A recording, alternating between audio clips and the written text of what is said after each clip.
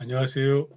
유라도서관 동아시아 고전읽기 내 마음의 한시를 강의를 시작하겠습니다.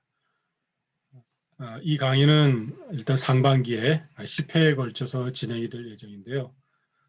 장기적으로 올해 한 해는 내 마음의 한시라는 타이틀 아래 연주식격이라는 책을 강독하려고 합니다. 주로 당나라 시하고 송나라 시를 중심으로 엮어진 이 책은 옛날부터 한시를 공부하는 사람들이 반드시 읽어야 될 필독서였습니다. 아직 국내에는 번역본으로 소개되지는 않았고요. 그래서 이 강의는 사실 한국에서 처음으로 이루어지는 연주식격 대중강연이라고 할 수 있습니다. 그런 점에서 좀 이 강의를 들으시는 분은 조금은 어렵다고 볼 수 있는데요. 근데 생각보다 어렵지는 않습니다. 많이 들어본 시들이 배치가 되어 있고요. 이 시들은 중국인들이 초기에 만든 텍스트에 조선 초기의 학자인 서거정이 증주, 즉 보주를 더 덧붙여서 만들어진 책입니다. 그러니까 서거정도 이 왕에게 이 책을 마지막에 정리해서 진상할 정도로 대단히 한시를 공부하는 데 있어서는 권위가 있었던 책입니다. 국내에는 이 판본이 온전하게 전해지는 게 없습니다. 그래서 이 책은 꽤 오래전에 아는 이 동학과 함께 북경대학에서 선본을 구해서 공부하던 차에 남경대에서 공부하는 한 교수님이 이것을 다시 일본에 있는 판본과 함께 비교하면서 정리된 텍스트로 만들었습니다. 여러분들에게 주어진 텍스트가 바로 그 텍스트입니다. 어떻게 보면은 이 대학에서 이 책을 연구하는 어떤 교수님들도 아직 보지 않았던, 봤어도 특별히 눈여겨서 읽지 않았던 텍스트를 일반 시민이신 여러분들이 공부한다는 의미에서 저는 대단히 의미 있다고 생각을 합니다. 특별히 텍스트가 어렵고 쉬운 걸 떠나서 이 책을 접근하기가 어려운 것은 우리말로 번역이 다 안 되어 있기 때문이거든요. 저로서도 이 연주식격이라는 책을 읽어가면서 하나씩 찬찬히 우리말로 옮기고 또 여러분과 함께 공부하는 그런 기쁨을 누려보고자 합니다. 텍스트를 보면서 이야기하도록 하겠습니다.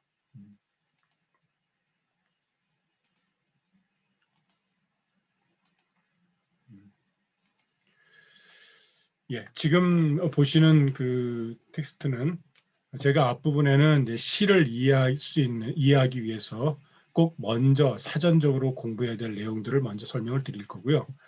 그 다음에는 이 연주식격 텍스트, 즉 내 마음의 한시, 이 타이틀 아래 우리가 공부하는 연주식격이라는 책의 첫 번째 시하고 두 번째 시의 원문을 제가 입력을 해놓고 초역도 해놓았습니다.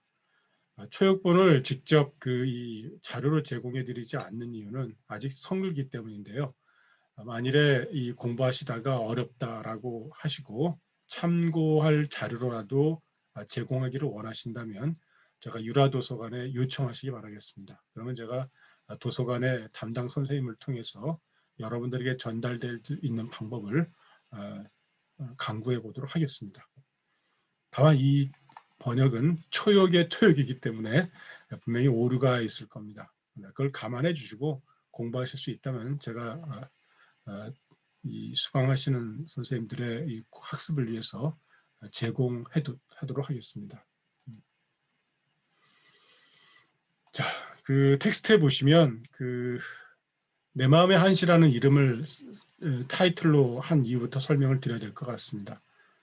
한시라고 하는 것은 한문으로 된 시지요. 그러니까 한문 자체도 어려운데 또 시 자체도 어려운데 두 가지 다 어려운 것이 만들어져서 이름을 내 마음의 한시라고 했으니 좀 당황스러울 수 있을 것 같습니다. 도대체 한시하고 내 마음이 무슨 상관이 있겠는가라고 하는 거죠.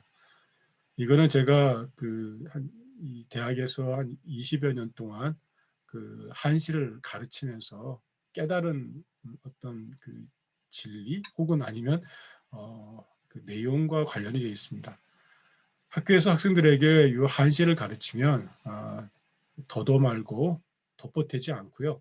딱 한 15분이면은 아이들은 졸기 시작합니다. 그 이유를 처음에는 제가 강의를 못하기 때문이라고 했고 대단히 일단 자괴감도 많이 들었습니다만은 여러 가지 이유가 있었습니다. 무엇보다도 한문으로 되어 있는 텍스트가 좀 어렵다라는 거죠. 이 어려운 텍스트를 그 젊은 친구들이 앉아서 찬찬하게 들으려니 대단히 고역이었을 거라 생각을 합니다. 또 하나는 이 공부하는 방식에 있어서 혹은 가르치는 방식에 있어서 지식을 중심으로 하는 아주 전고라든가 형식이라든가 주제라든가 이런 걸 중심으로 배우다 보니까는 이런 데 관심이 없는 아이들 같은 경우에는 이 시 자체에 대해 접근하기도 전에 이미 지쳐버렸던 것 같습니다. 저는 이 부분을 좀 왜 그럴까라고 또 고민해 보면 결국에는 자신의 삶과 연결되어 있다고 믿지 않는다면 어떤 것도 흥미를 느끼지 못한다는 아주 평범한 진리를 깨닫게 됐습니다. 지금 이 강의를 들으시는 선생님들께서는 제가 오프라인에서 뵀던 걸로 기억하면 좀 연배가 좀 있으십니다. 연배가 젊은 친구들보다는 좀 있으신 선생님께서 이런 강의를 들으시는 이유 중에 하나는 일반적인 교양도 있겠지만 나이가 들어가시면서 깨달았던 어떤 삶의 여러 가지 지혜들, 경험들에 녹아있는 어떤 생각들이 옛날 한문에서 보여줬던 생각이나 어떤 태도, 감정, 논리와 어느 정도 연결되는 지점들을 나름대로 찾았기 때문이라고 생각을 합니다. 그 부분이 저는 되게 중요하다고 생각을 합니다. 우리가 흔히 가르치거나 배울 때 재미있게 또 흥미있게 가르치고 배워야 된다고 보통 얘기를 합니다. 그래서 많은 사람들은 거의 광대가 되다시피 또 유머를 많이 쓰기도 하고 또 다양한 시각재를 활용하기도 하고 또 어떻게 보면 소통을 하려고 대단히 애를 씁니다. 그 지점은 의미가 있다고 생각합니다. 소통이라는 점에서는 대단히 의미가 있죠. 일방적인 강의는 사실은 이 수요자 또는 배우는 사람들과 소통하지 않는 강의라고 하는 것은 요즘 세상에서는 살아남기 힘들다고 생각합니다. 즉 가르치는 사람이 내가 가르치고 싶어서 가르치는 게 아니라 배우는 사람들이 원하는 걸 생각을 받아들이면서 이 가르치는 내용들을 조절해 나가야 될 거라고 하는 어떤 가장 기본적인 원리가 조금 더 이제 모든 사람들에게 상식처럼 받아들여지는 거죠. 그런데 그 상대가 원하는 거, 배우는 사람이 원하는 게 뭘까 생각해 보면 지식을 배우는 경우도 있겠지만 대부분의 경우는 배우는 분들은 내 삶의 어떤 특정한 문제를 해결하는데 지금 이 배우는 교과가 어떤 형태로 연결될 것인가를 늘 염두에 둔다고 생각합니다. 우리가 주머니에서 돈을 꺼낼 때 적어도 나에게 필요한 물건을 사기 위해서 돈을 지불하는 거죠.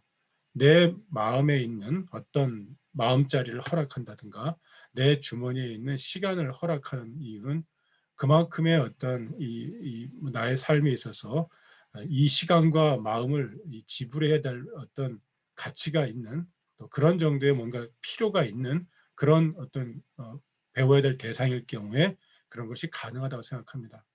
여러분들이 저에게 시간과 이 공부할 마음을 주시는 것은 사실은 그만큼 여러분의 삶과 제가 가르쳐야 될 내용이 어느 정도 일치되어야 된다라고 하는 것을 알려주시는 걸 생각합니다. 제가 1대1로 가르치는 것이 아니라서 많은 부분들은 이 배우시는 분들의 마음에 100% 들지는 않을 수 있을 것 생각합니다. 그래도 가능하면 여러분의 그 마음과 맞닿는 부분들을 찾아 나가야 될 것인데 그래서 제가 이 주제 자체를 내 마음의 한시란 이름으로 이렇게 붙였고 적어도 그 각자 이 시를 배우면서는 본인들의 마음이 어느 한 자리에는 이 시가 자리 잡고서 각각의 삶의 문제에서 활용될 수 있기를 기대하는 마음으로 이 강의를 준비했습니다. 수년 전에 그 학생들과 함께 저는 이런 걸 해본 적이 있습니다. 아이들의 고민들을 몇 가지를 추려놓고 이 고민들에 대해서 한시를 가지고 위로해보는 작업들을 시도해본 적이 있습니다. 이른바 한시 테라피라고 불렀던 건데요. 시 테라피나 뭐 소설 테라피 이런 것들도 있죠. 독서를 가지고 치유하는 그런 어떤 학문 분야도 있습니다. 과연 한시를 가지고 가능할 것인가? 생각보다는 괜찮았습니다. 그래서 책도 한 2015년, 16년에 학생들과 함께 청춘문답이라고 하는 책을 낸 적도 있습니다. 물론 그 책은 대중적으로는 성공하지 못했습니다. 어떤 분들은 그냥 새로운 시 선집이라고 보신 분도 있고요. 또 어떤 분은 학생들과 면담할 자료로서 애들이 무슨 생각하는가라고 하는 것을 확인할 수 있는 참조 자료로 사용한 적도 있고요. 또 어떤 분들은 생뚱맞다라고 하는 분도 있었습니다. 그런데 한 수년, 몇 년 지나서 최근에 들어서는 그 책을 다시 주목하시는 분도 나타났습니다. 그래서 저에게 최근에는 학술 발표를 의뢰하신 분도 계세요. 이른바 역주행이죠. 한 4, 5년 전에 썼던 책이 이런 것들이 이제 조금씩 이제 수요가 생기기 시작한 거죠. 좀 특이했던 것 같습니다. 학생들 가운데서도 이 시를 가지고서 자기의 삶의 문제를 얘기할 때 대단히 진지했던 적이 있어요. 제가 놀래가지고 아이들과 약속을 했습니다. 강의실에서 너희들의 개인사를 이야기하는 것은 일정한 부분 허용되지만 지나치면 안 된다. 그래서 저한테 미리 검열을 받으라고 했습니다. 너무도 많은 자기 얘기를 쏟아내기 때문에 제가 감당할 수 없는 부분이 있었고 또 아이들끼리도 다른 친구의 비밀을 알았을 때 이 부분들을 함부로 바깥으로 노출시켰을 때는 당사자가 대단히 불쾌하거나 불편한 상황이 벌어질 거라고 생각했기 때문입니다. 약속을 했죠. 모든 이야기는 강의실 안에서만 공유할 것이고 강의실 밖에 나가면 절대 입 밖에 내서는 안 된다. 왜냐하면 각자가 가지고 있는 상처들을 이야기했는데 그 상처들을 가지고 이러니 저러니 이야기하는 것은 대단히 이것은 상식이 없는 혹은 예의가 없는 태도라고 서로 합의를 했습니다. 그리고 함께 얘기하고 주고받았던 모든 자료는 강의가 끝난 다음에 모두 삭제해버렸습니다. 굉장히 놀랐어요, 사실은요. 이건 청춘문답 이후에 벌어진 일이었는데요. 그런 경험은 사실 처음이었었습니다. 그래서 훗날 그 청춘문답을 썼던 친구들과 함께는 우리 중년이 됐을 때, 노년이 됐을 때도 똑같이 시를 가지고 한번 자기 삶의 문제를 조금씩 정리해 보면서 새롭게 반추할 수 있는 그런 기회를 가져봤으면 좋겠다라고 하는 식으로 해서 간단히 모임을 하고 끝낸 적이 있었습니다. 대단히 사실 뜻밖의 선물을 좀 받은 셈이죠. 그래서 이 한시가 그냥 지식으로 받아들이는 것으로 끝나지 않고 각자의 마음에 어떤 응어리진 어떤 부분들을 이렇게 조금씩은 달래줄 수 있는 그런 장르가 될 수도 있겠구나라는, 그렇다면 한시는 죽은 어떤 이 문자로 되어 있는 이 지식이 아니라 현재의 삶 속에서 살아남을 수 있는 그런 어떤 좋은 문학 장르 또 좋은 고전 자산으로 되살아날 수 있을 거라고 생각했습니다. 한문학을 가르치면서 한시를 가르치면서 또 이쪽을 전공하면서 갖는 가장 큰 애로는 바로 이거였거든요. 내가 가르치고 있는 이 학문이 이 시대와는 무관한, 삶과는 무관한 죽은 학문인 것 같은. 그래서 한문학이나 한학을 하는 분들은 대단히 밖에서 볼 때는 아주 고상한 지식을 가진 사람처럼 보이지만 사실은 찬찬히 들여다보면은 현실과 동떨어진 어떤 그런 사람으로 이렇게 여겨졌던 것. 이것이 사실 쉽지 않았습니다. 현대 사회에서 한문학을 배우는 젊은 친구들이 적어지거나 하는 이유도 저는 그렇다 생각을 합니다. 적어도 한문학이 현대 사회에서 조금이라도 생명력을 유지하려면 자기 삶의 문제와 직접적으로든 간접적으로든 연결이 되어 있다는 의식이 이제 만들어져야 되는데 여전히 그렇지 못하다는 거죠. 지금도 뭐 이렇게 고리타분한 얘기를 하는 사람들은 공맹 그러지 않습니까? 그래서 저는 이런 부분들을 조금씩은 뚫고 나가야 된다 생각을 하고 이런 어떤 한시 강의나 또는 이렇게 도서관에서 요청하는 강의에 대해서 적극적으로 임하는 편입니다. 하지만 성공 여부는 자신할 수 없습니다. 이번에 처음 시도하는 내 마음의 한시 강의조차도 고민을 많이 한 끝에 어떤 식으로 처리할 것인가. 그래서 그 주제도 내 마음의 한시란 이름으로 해서 조금은 이 강의를 들으시는 분들이 본인의 삶과 이 시가 조금 연결될 수 있기를 기대하는 마음으로 이 강의를 준비합니다. 연주식경이라는 책은 방금 조금 전 서두에 말씀드렸던 것처럼 조선시대에 들어와서 시인들이 되고 싶은 사람들이 반드시 봐야 되는 필독서였습니다. 주로 7원절구로 되어 있는 7글자 4줄짜리 28자로 만들어져 있는 시들 중심으로 선돼 있고요. 거기에 주석이 좀 붙어져 있습니다. 그래서 이 자료를 보시면 이들이 시를 배우기 위해서 배웠던 7원절구의 당시와 송시가 어떤 것이었는지를 대충 짐작할 수 있습니다. 또 하나 장점이 있습니다. 우리가 흔히 당시하고 송시를 구분합니다. 문학사에서 당나라 시는 좀 서정적이고, 그다음에 감정 위주의라 하면 송나라 시는 이성적이고 산문적인 어떤 그 리듬을 가지고 있다 얘기를 하죠. 그런데 공교롭게도 이 당송 요 시를 대상으로 연주식격이라는 책의 원래 제목은 당송 천가 연주식격인데요. 당나라 송나라 때에 1000명이나 되는 사람들의 시를 엮어 모았다라는 거죠. 그러니까 이들에게는 당시하고 송시가 당시편, 송시편 이렇게 구분되어 있지 않고 작가들이 뒤섞여 있거든요. 그러니까 이들에게는 이 당시와 송시가 별도로 구분됐다기보다는 시 자체로 읽혀졌다고 볼 수가 있습니다. 다만 작가들에 따라서 어떤 작가는 대단히 사변적인 부분이 있고요. 어떤 작가는 대단히 정서적으로 이렇게 호응을 유도하는 작품들도 있습니다. 그래서 여러분들이 이 책을 보면 일단 시에 들어가는 기본적인 율격, 그 다음에 이 칠원절구가 가지고 있는 함축성, 그 다음에 가장 표본이 되거나 가장 잘 알려진 시를 중심으로 하기 때문에 대중적인 시를 공부할 수 있고요. 또 조선시대 시인들이 처음 공부할 때 배웠던 거니까 또 그만큼 우리도 시를 공부할 때 제대로 길을 들어간다고 하는 어떤 그런 기분 좋은 느낌도 가질 수가 있습니다. 제가 어디까지나 얼마만큼 어느 수준 정도까지 안내해 드릴 수 있을지는 저도 자신은 없습니다. 저도 처음으로 걸어가는 길이기 때문에 같이 아마 울퉁불퉁 우여곡절을 겪으리라 생각을 합니다. 하지만 이런 어떤 길에 동참해 주신 여러 선생님들께 진심으로 감사를 드리고 또 이런 기회가 주어졌다는 것에 대해서 이 도서관 측에 대단히 어떤 고마운 마음을 느낍니다. 자, 이제 그러면은 요 텍스트를 보면서 제가 처음에는 시를 알기 전에 기억해야 될 두 가지 사항들, 그리고 시를 어떻게 이해될 것인가에 대해서 세 수의 시를 가지고서 이해해 나가는 방법, 그 다음에 이제 이 연주식격 가운데서 두 보의 시, 두 편을 보도록 하겠습니다. 연주식격의 처음에 두 수는 두보의 시예요. 그러니까 그 다음에 소동파 씨거든요. 우리가 알고 있는 유명한 사람들이 처음부터 등장을 합니다. 근데 또 어떤 경우는 이름 전혀 모르는 사람도 등장할 거예요. 그건 우리의 견문이 짧은 것이지 이 시가 좀 이상해서 그런 건 이 시집이 이상한 건 아니었습니다. 연주식격이라는 책은 모두 그 권 20이에요. 거질이죠. 근데 그 중에서 저희가 진도를 많이 나간다고 하면 권 2까지는 나갈 수 있지 않을까 싶습니다. 한 100여 수 정도 되는데요.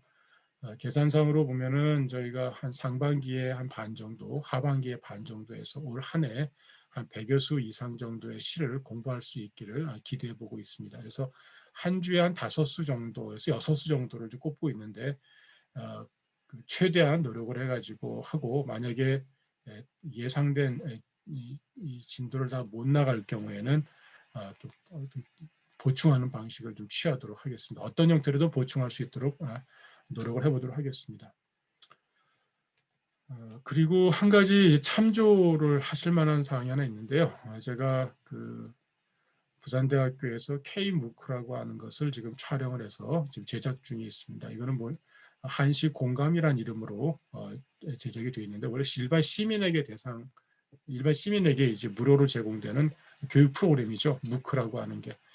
외국의 무크라고 하는 거는 어떤 특정한 사업 주체가 있어가지고 민간 사업자가 대학을 활용을 해가지고 여러 가지 컨텐츠를 받아서 유료 사업을 합니다만은 한국은 이것을 교육부가 주관을 해요. 그래서 온 국민이 대학에서 이루어지는 어떤 교육 내용을 다 똑같이 누릴 수 있도록 하는 그런 작업을 하는데 제가 작년에 운 좋게 부산대학교에서 만드는 무크 사업에 선정이 돼서 작년 하반기에 촬영을 했고 지금 거의 편집이 끝난 상태에서 시범 강의가 지금 K무크에 이제 올라와 있습니다.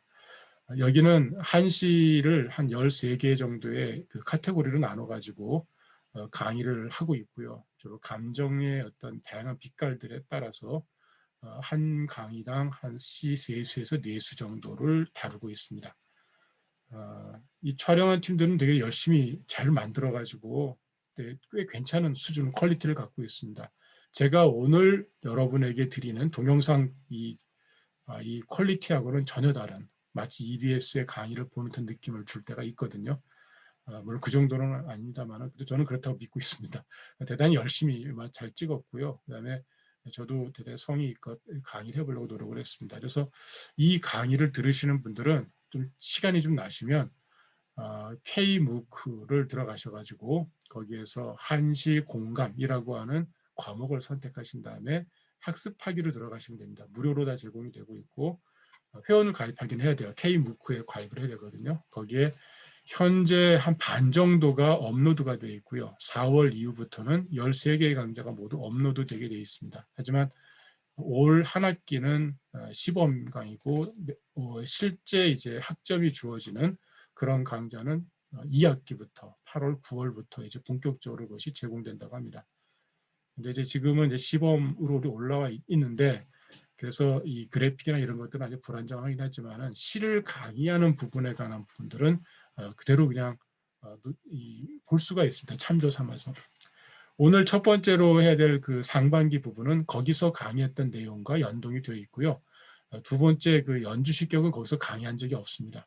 그러니까 지금 그거는 당나라 시도 있고 조선시대 시인도 있거든요. 그게 하나 있고 그다음에 우리 유라도 소관의 특별 프로그램인 내 마음의 한시 강의 연주 시격을 중심으로 한 강의가 이제 동영상으로 제작이 되는 거죠. 그러니까 이 두 가지를 이제 한번 이번 올해 하나 공부하시면은 한시와 관련한 기본적인 어떤 골격들은 배우실 수 있지 않을까 싶습니다.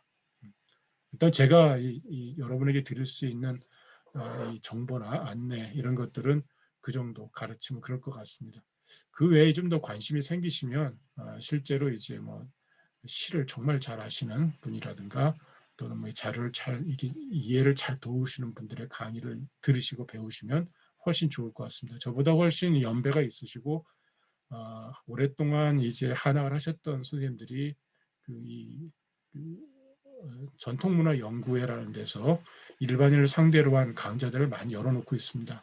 그분들의 이렇게 언어 감각과 또 시를 보는 안목이 저보다 좀 나은 부분이 있거든요. 아무래도 그래서 그런 분들의 강의도 들으시면은 시 강의는 국내에서 들을 수 있는 것들은 어지간히 이렇게 섭렵할 수 있는 게 아닌가. 그래서 제가 해드릴 수준은 가장 기초적인 퀄리티에 이제 불과하다라고 하는 것을 먼저 말씀드리도록 하겠습니다. 자, 볼게요. 여기 보면 시를 읽기 전에 기억해야 될 두 가지라고 제가 이렇게 써놨습니다. 예, 기억해야 될 두 가지라고 되어 있죠. 여기 보면 첫째 시는 흥이다라고 되어 있습니다. 여기도 보면 지금 제가 한자 도금을 달아놨습니다. 흥이라고 하는 글자는 감흥한다 라는 뜻이거든요. 이 감자가 느낄 감자죠. 느낀다라는 게 되게 중요해요, 사실은요. 감각. 감이라고 하는 게 이게 사실은 세상과 내가 만나는 첫 번째 어떤 단계거든요. 우리가 감동을 받았다 그러잖아요. 이 움직일 동자인데요. 감동을 받는단 말이 정확하진 않아요, 사실은. 왜냐면요, 이건 원래 그 주역에 보면은 감이동지라고 하는 말이 있거든요. 그래서 느껴서 움직이는 거예요. 그러니까 내가 있고 외부의 사물이 있으면 외부의 사물에 내가 자극을 받는 거죠. 그러니까 뭔가 이렇게 느껴서 그 다음에 여기 접촉과 동시에 어떤 뭔가를 내가 이제 이 어떤 자극을 받아요. 그러면 이거에 따라서 내가 어떤 주동적인 어떤 방향성을 갖는 행위를 하는 게 동이거든요. 그러니까 이게 감동을 받다 그러면 동자까지 되니까는 동은 사실 자동사예요. 내가 한다라고 하는 거지 하게 되다라는 거 아니거든요. 원래 되다라는 말은 일본어 말투죠. 뭐뭐 나루라고 하는 말을 이제 한국어로 옮겨서 뭐 되다라고 그러는데 움직임을 내가 당하다 이런 거잖아요. 그렇지 않아요. 움직이는 거예요, 내가요. 느껴서 어떤 것을 내가 주동적으로 느낄 수도 있거든요. 감각하는 거. 우리가 스킨십이라고 그러잖아요. 그러니까 내가 누군가에게 계속 접촉을 하는 거죠. 그러니까 접촉을 하면서 거기서 맞는 어떤 교감 속에서 내가 주동적으로 뭔가 어떤 추진해 나가는 거. 그게 바로 감동이에요. 그러니까 감동을 주다나 받다나 이것은 감동 자체라는 말을 명사형으로 이렇게 만들어내면서 만들어진 말인데 감이라고 하는 말, 동이라는 말 다 동사예요. 그러니까 감, 느끼다. 그다음에 느껍다 다 돼요. 그다음에 동이라는 말은 움직이다. 내가 어딘가로 변해가다. 앞으로 가다. 진행하다, 후퇴하다 다 동의의 모습이죠. 올라가다 내려가다 다 되는 거거든요. 감수도 마찬가지예요. 수는 받을 숫자죠. 염이라는 건 뭐죠? 물들이는 거죠. 내가 누군가하고 이 느낌이라는 걸 가지고서 소통을 하면서 상대를 갖다가 빨간색, 파란색, 노란색으로 물들여가는 게 감염이라는 거죠. 감염력이라고 그러잖아요. 자, 흥이라고 하는 것은 일으킬 흥자예요. 그러니까 사실 내가 뭔가하고 감해가지고 무언가를 일으키는 거죠. 그게 정일 가능성이 있죠, 사실은. 그죠? 우리가 슬픔이나 기쁨이나 즐거움이나 성남이나 이런 어떤 감정들을 내가 느껴서 그런 감정들을 일으키는 거예요. 어떤 수면 밑에 있었던 걸 수면 위로 끌어올리는 거죠. 그죠? 그래서 요 일으킬 기자 있잖아요. 흥기할 때 기자. 이게 말이 되는 거예요. 가져오는 게 아니고요. 또 혹은 인도돼요. 끌 인자죠. 저쪽에 있는 것을 가져오는 거잖아요. 그죠?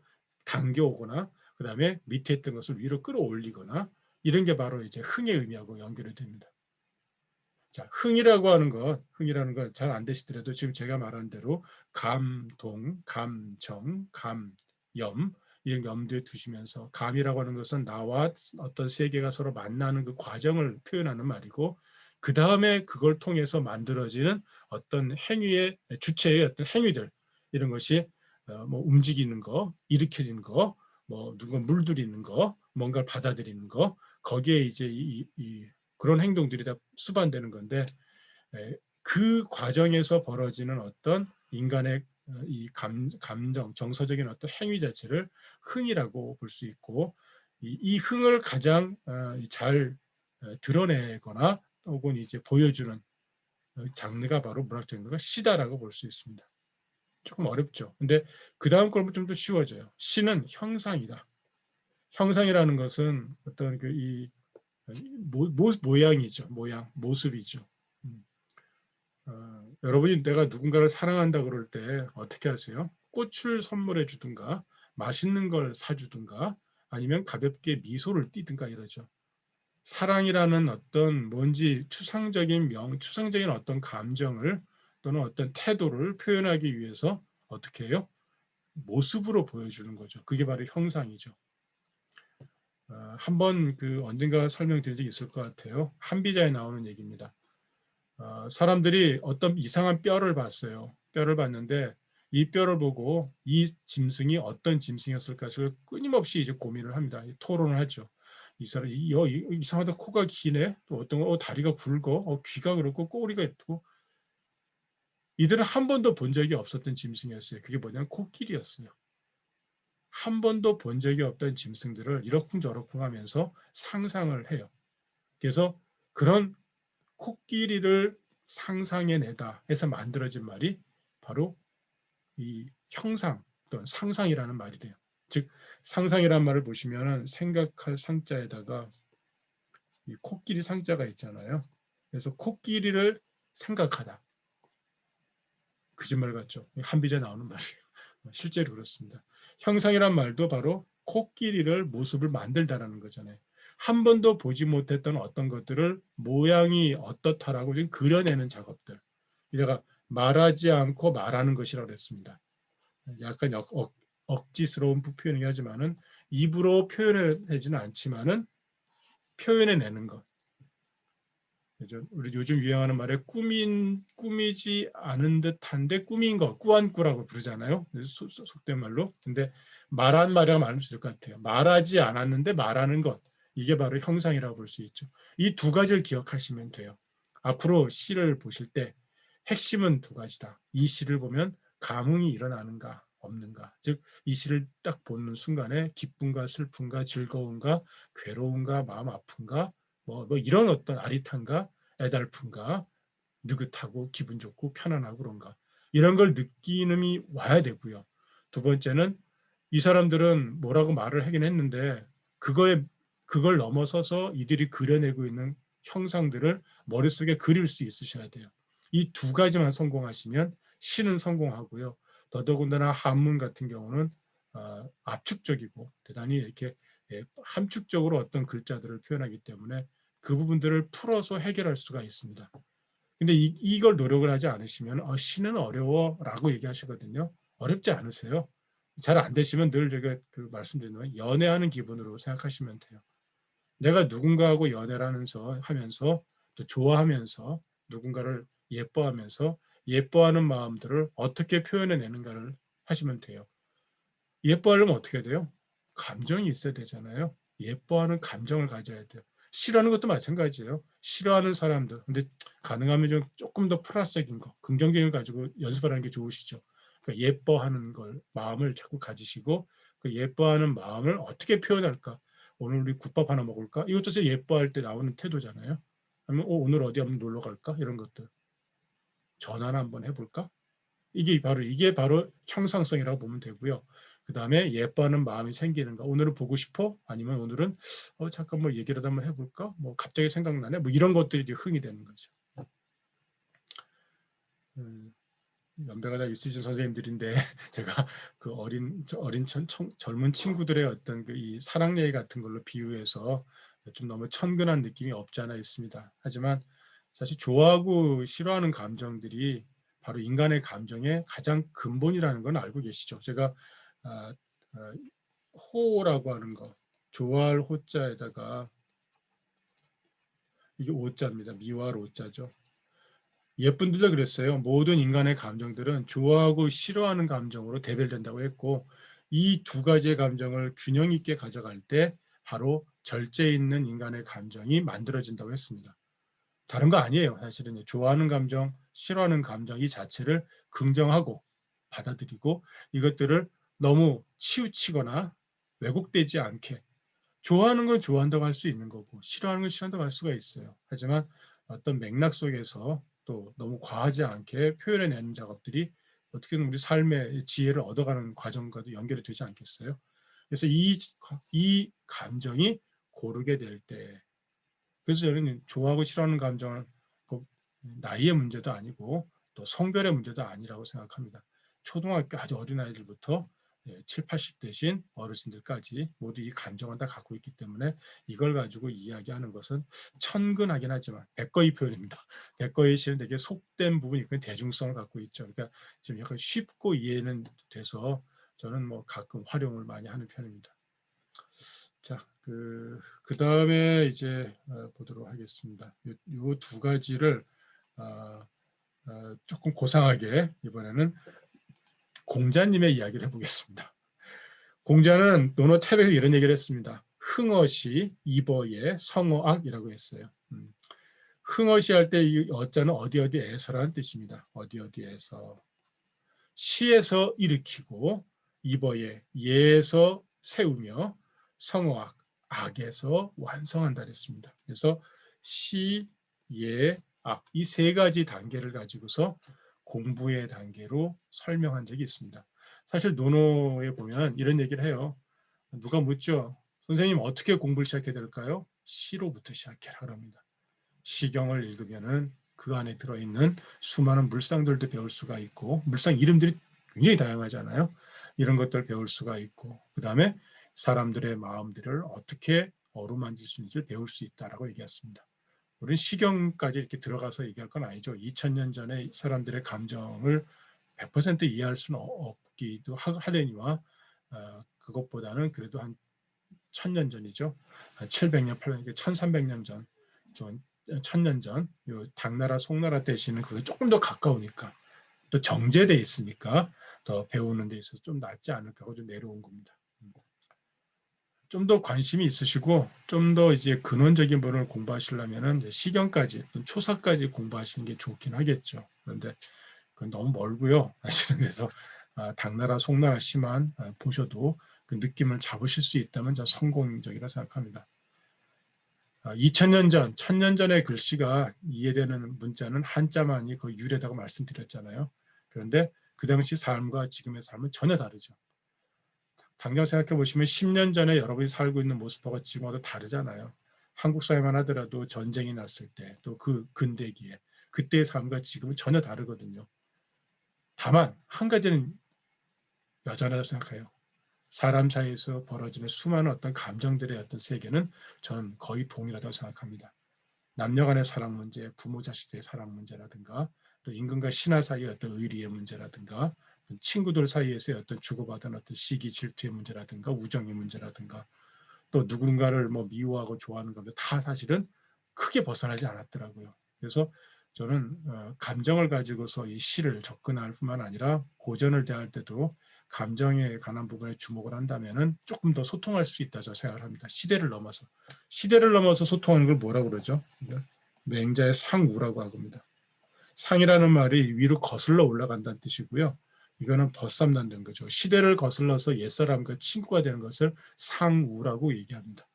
상고라고 말도 있죠. 예로 올라간다는 뜻이에요. 이 상자가 숭상할 상자가 아니라 거슬러 올라갈 상자입니다.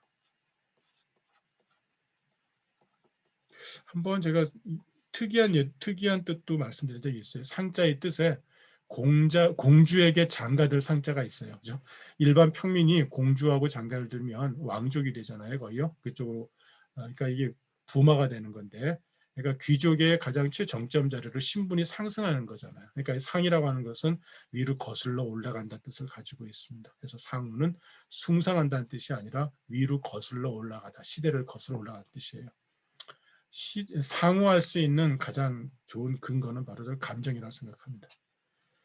자, 논어에서는 이거는 사실은 학문과 관련이 돼요. 학문. 공부를 어떻게 할 것인가. 즉 사람이라고 하는 것은 어떻게 만들어질 것인가를 얘기하는데요. 저는 이것을 시에서는 감정을 일으킨다고 이해를 하고요. 예에서는 인간이 배워야 될 이성적인 합리적인 태도를 배우고요. 음악에서는 완성된 어떤 인격체를 더 이룬다라고 하는 것을 저는 이렇게 해석을 합니다. 요거는 제 표현이에요. 제가 이제 말을 집어넣은 건데요. 요건 여러분들이 활용하기에 따라서 다양하게 할 수 있습니다. 근데 그냥 마음이라는 거 하나도 괜찮아요. 마음이 있다. 우리 마음 치유, 마음 수행 많이 얘기하잖아요. 그러면은 마음도 시에서 그 마음을 일으키고 예로서 마음을 딱 가다듬고 음악으로 마음을 완성시킨다 해도 말은 돼요. 혹시 여러분이 어떤 직업을 갖고 계실 때 아이들을 키운다.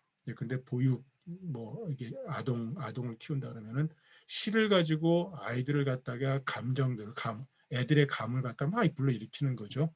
그다음에 예법을 가르쳐 가지고 아이들을 반듯하게 세우는 거고요. 또 음악을 통해서 항상 조화롭게 서로 성장할 수 있는 아이들의 사회를 갖다가 만든다. 어디에 써도 괜찮은 어떤 덕목이에요. 근데 저는 이것을 감정, 이성, 인격으로 보통 얘기하고요. 사람, 공부와 관련해서 얘기하는 게 공자의 태도였었습니다. 자, 여기서 제 주목하는 건 이 부분이에요. 그러니까 음악이나 예악이라고 보통 그러잖아요. 예악으로 모든 것을 완성시켜 나가기 바로 전에 가장 바탕을 이루는 부분이 바로 시라고 공자는 제시해 놓았어요. 제 얘기가 아니고요. 공자가 그렇게 놨습니다. 자, 요거를 조금 더 구조화시키면 이렇게 되는 거죠. 시에서 사람의 감정을 불러일으키고 그 다음에 여기는 예와 예가 있고 악이 있습니다. 흔히 악이라고 하는 것, 이 둘 사이는 여기 지금 구분해놨지만은 악이라고 하는 것은 이게 사실은 감정의 동화 문제거든요. 예라고 하는 것은 모든 것을 구분하는 거죠. 차이를 두는 겁니다. 차이를. 그래서 요거는 화하고 동의 문제거든요. 함께 어우러져 나가는 것은 동과 화의 문제라면 구분하고 차이를 두어서 등급을 나누는 것은 예의 문제라고 볼 수 있어요. 그래서 옛날 옛분들은 예와 악을 갖다가 항상 정치하는데 기본이 되는 두 개의 양날의 축이라고 그랬어요. 그 가운데서 공자는 예와 악 가운데 악이 훨씬 더 최종의 국면으로 표현하고 있는 것도 저는 대단히 흥미롭다 생각합니다. 사실은 이 이야기는 시를 얘기하려고 가지고 왔지만 예와 악을 이해하는 데도 전 대단히 중요하고 예와 악 가운데 예보다는 악의 최종적인 국면을 만들어 놓았다는 것도 튀게다 생각합니다. 그런데 세상에서 시경은 있죠. 예경도 있습니다. 예기, 주례, 의례가 있죠. 악경은 있나요? 없습니다. 사라져버렸죠. 악기라고 하는 책이 있어요. 악기는 어디 들어가 있어요? 예기 속에 편입이 되어 있죠. 언젠가 예와 악의 균형이 깨졌다는 겁니다. 요것도 다른 이야기이기 때문에 오늘 다 더하지는 않습니다. 어쨌든 이런 구조화된 모습을 보면 이 가운데 가장 밑바탕을 이루는 게 시다. 지금 여러분들은 바로 인간의 감정, 인간의 성숙, 인간의 이성, 인간의 인격을 이루는 데 있어서 가장 기본이 되는 그런 장르를 지금 배우고 계신다라고 생각할 수 있습니다. 이러고 보니까 한시를 꼭 공부하셔야 될 것 같죠. 그렇죠? 자, 두 번째 얘기를 보겠습니다. 도대체 시를 가지고 뭘 할 수 있을 것인가 이런 얘기입니다. 시를 가지고 도대체 뭘 할 수 있을 것인가. 시 가이흥, 가이관, 가이군, 가이원이라고 그랬습니다. 논어 양화에 나오는 말인데요. 가이라는 말은 저와 같이 공부하셨던 분은 다 나오시죠. 가이 그러면 어떻게 돼요? A, 가이, B 그러면은 A 혹은 A로서 B 할 수 있다 이렇게 되죠. 1번은. 근데 이것을 그냥 나중에 그냥 can으로 해석을 해서 A는 B 할 수 있다라고 해석한다 그랬습니다. 하지만 우리 할아버지들은 보통 번역하실 때 써라는 말을 반드시 쓴다 그랬죠. 그러니까 A는 써 B 할 수 있다라고 이렇게 보통 이제 훈독을 하실 거예요. 그렇지만 이제 우리는 뭐 그렇게까지는 안 하겠지만 어쨌든 이 문장은 이렇게 돼요. A 그로써 흥할 수 있다 이렇게 해요. 그러니까 써이자를 받는 글자는 시예요. 가이관 이것도 시로서 관할 수 있다. 시로서 군할 수 있다. 시로서 원할 수 있다. 이렇게 해석을 합니다. 시로서 흥할 수 있다. 알죠? 이 써있자는 뭘 받는다? 모두 시를 받는다. 즉 시를 통해서 구현할 수 있는 게 모두 네 개의 국면이 있다. 하나는 흥, 관, 군, 원.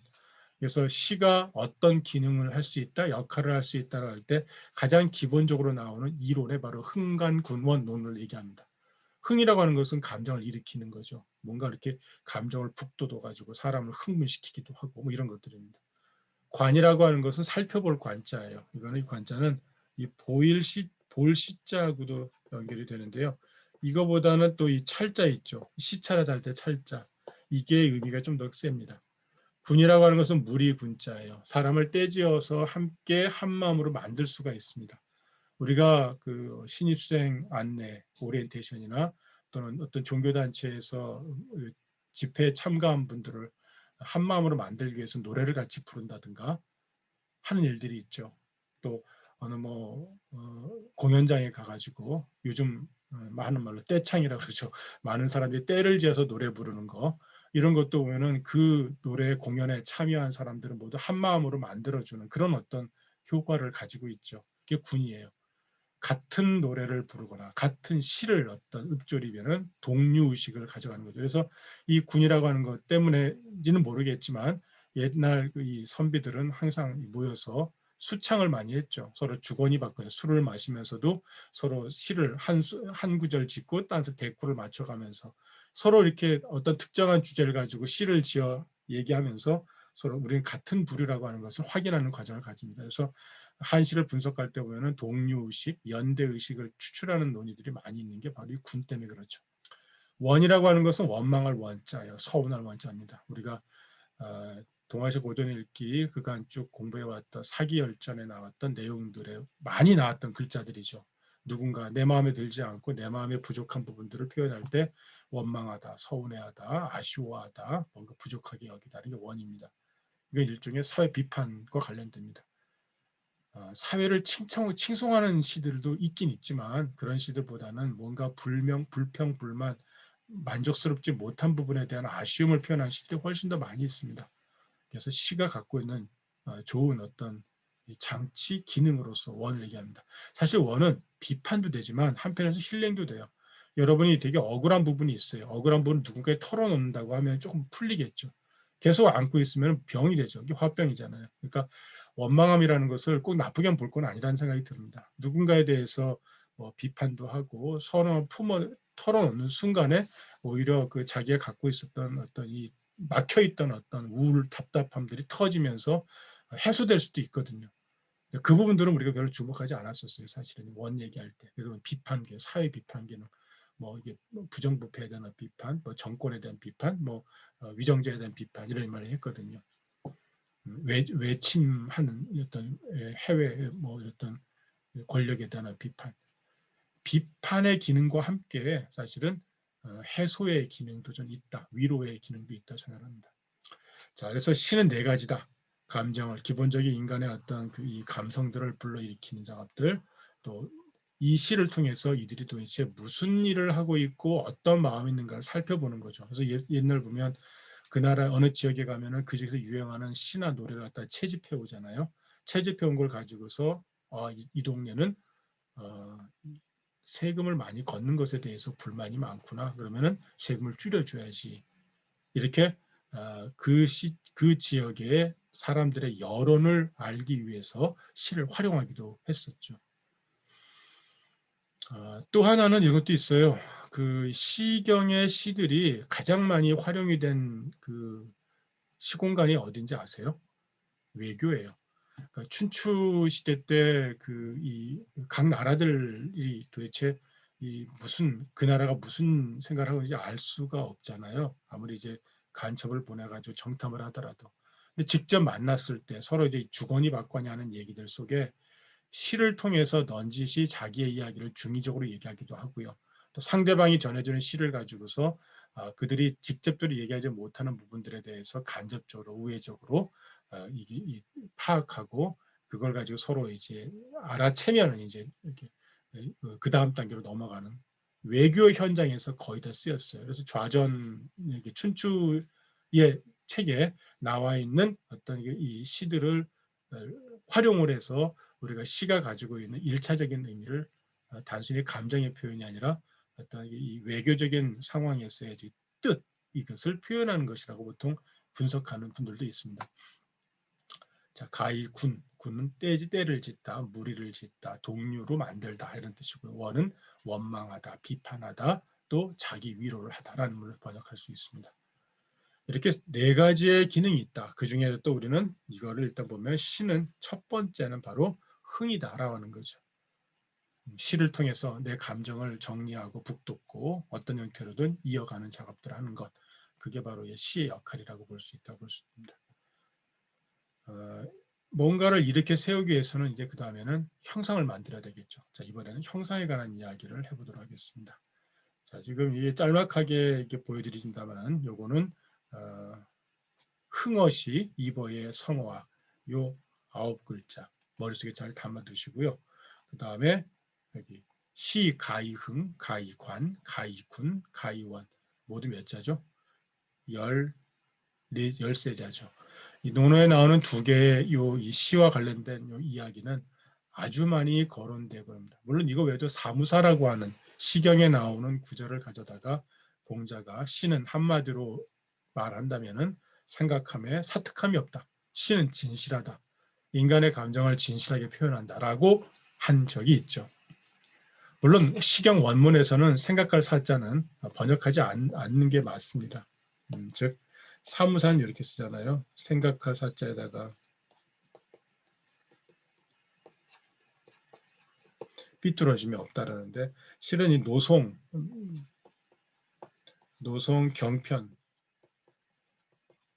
경편에 나오는 구절인데 이 경편에는 시경에서는 이 생각할 사자는 원래 해석하지 않아요. 그래서 이 말이 삐뚤어지지 않고 곧게 나아간다라는 걸 보여주는데 요걸 딱 가져다가 논어에서 시는 한마디로 얘기하면은 사무사다 했어요. 그때는 사실 여기다가 생각을 하도록 생각한다는 뜻을 집어넣었다고 보죠. 그래서 시 속에 들어있는 생각, 시인의 생각이든 이것은 항상 진실하다.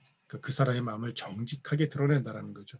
사는 원래 비뚤어지다, 비스듬하다, 왜곡되다 이런 뜻이거든요. 나쁜 얘기가 없다는 얘기가 아니에요. 사는 정도, 정파, 사파할 때 나쁘다 이런 뜻은 아니라 이것은 비뚤어지다, 비스듬하다 또는 왜곡되다 또 이런 뜻이 이런 뜻으로 해석을 해야 돼요. 그래서 시에 드러나는 어떤 수많은 이야기들은 인간의 감정을 진실하게 있는 그대로 드러낸다라고 하는 식으로 해석이 돼야 됩니다. 지금 세 가지가 사실 논어에 나오는 이야기예요. 이게 시다라고 했습니다. 자, 다음에는 그 세 편의 시를 볼 텐데요. 여기 형상성에 관한 것이 약간 말 한 마리라고 했잖아요. 말하지 않고 말하는 거 그랬습니다. 여기에는 모두 우리는 세 편의 시를 볼 건데요. 옥계원이라는 시를 볼 겁니다. 옥계원이라는 시를 보는데요. 지금 제가 이거를 이렇게 놓으니까 번역이 잘 안 보이시네요. 그죠? 이렇게 올리니까 좀 보이네요. 그죠? 우염이라는 사람의 옥계원과 사조의 옥계원과 200의 옥계원의 세수를 볼 겁니다. 이 세수를 보는데 이 세수 사이에 우열 관계를 말씀드리려고 하는 건 아니고요. 각자의 장점들이 있어요. 하지만 마지막에 보는 200의 시가 가장 형상성이 뛰어나다고 평가를 받는 시인데 200의 시를 칭찬하기 위해서 앞선 두 사람이 희생이 되는 게 아니고요. 우리가 공부할 거는 이 각각의 시에서 어떻게 이 한자를 가지고서 감정을 표현해내는가를 주목을 하시고 이 단계에서 어떻게 감정을 표현하면 훨씬 더 좋을까라는 정도만 이해하시면 좋을 것 같아요. 우연보다 사조보다 200이 최고야. 이걸 증명하기 위해서가 아니라는 거예요. 그래서 제가 우염이든 200이든 또 사조든 사실 작가에 대한 설명은 안 할 거예요. 앞으로도 그 작가 소개와 관련해서는 대단히 소략하게 처리할 겁니다. 왜냐하면 여러분이 공부할 거는 그 사람들에 관한 정보가 아니고 그 사람들이 쓴 시를 시 자체에 들어가 가지고 읽어내는 작업들이 더 중요하기 때문에 제한된 시간에 그런 지식 부분들은 조금 잠깐 접어둘 겁니다. 그거는 저보다도 여러분이 조금만 찾아보시면 어지간히 훨씬 더 잘 나와 있습니다. 다른 분에게 넘기는 겁니다. 자, 옥계원을 보도록 하겠습니다. 옥계원이라고 하는 이 옥자는 구슬옥자고 계자는 섬돌 계자예요. 섬돌입니다. 섬돌. 계단이죠. 계단.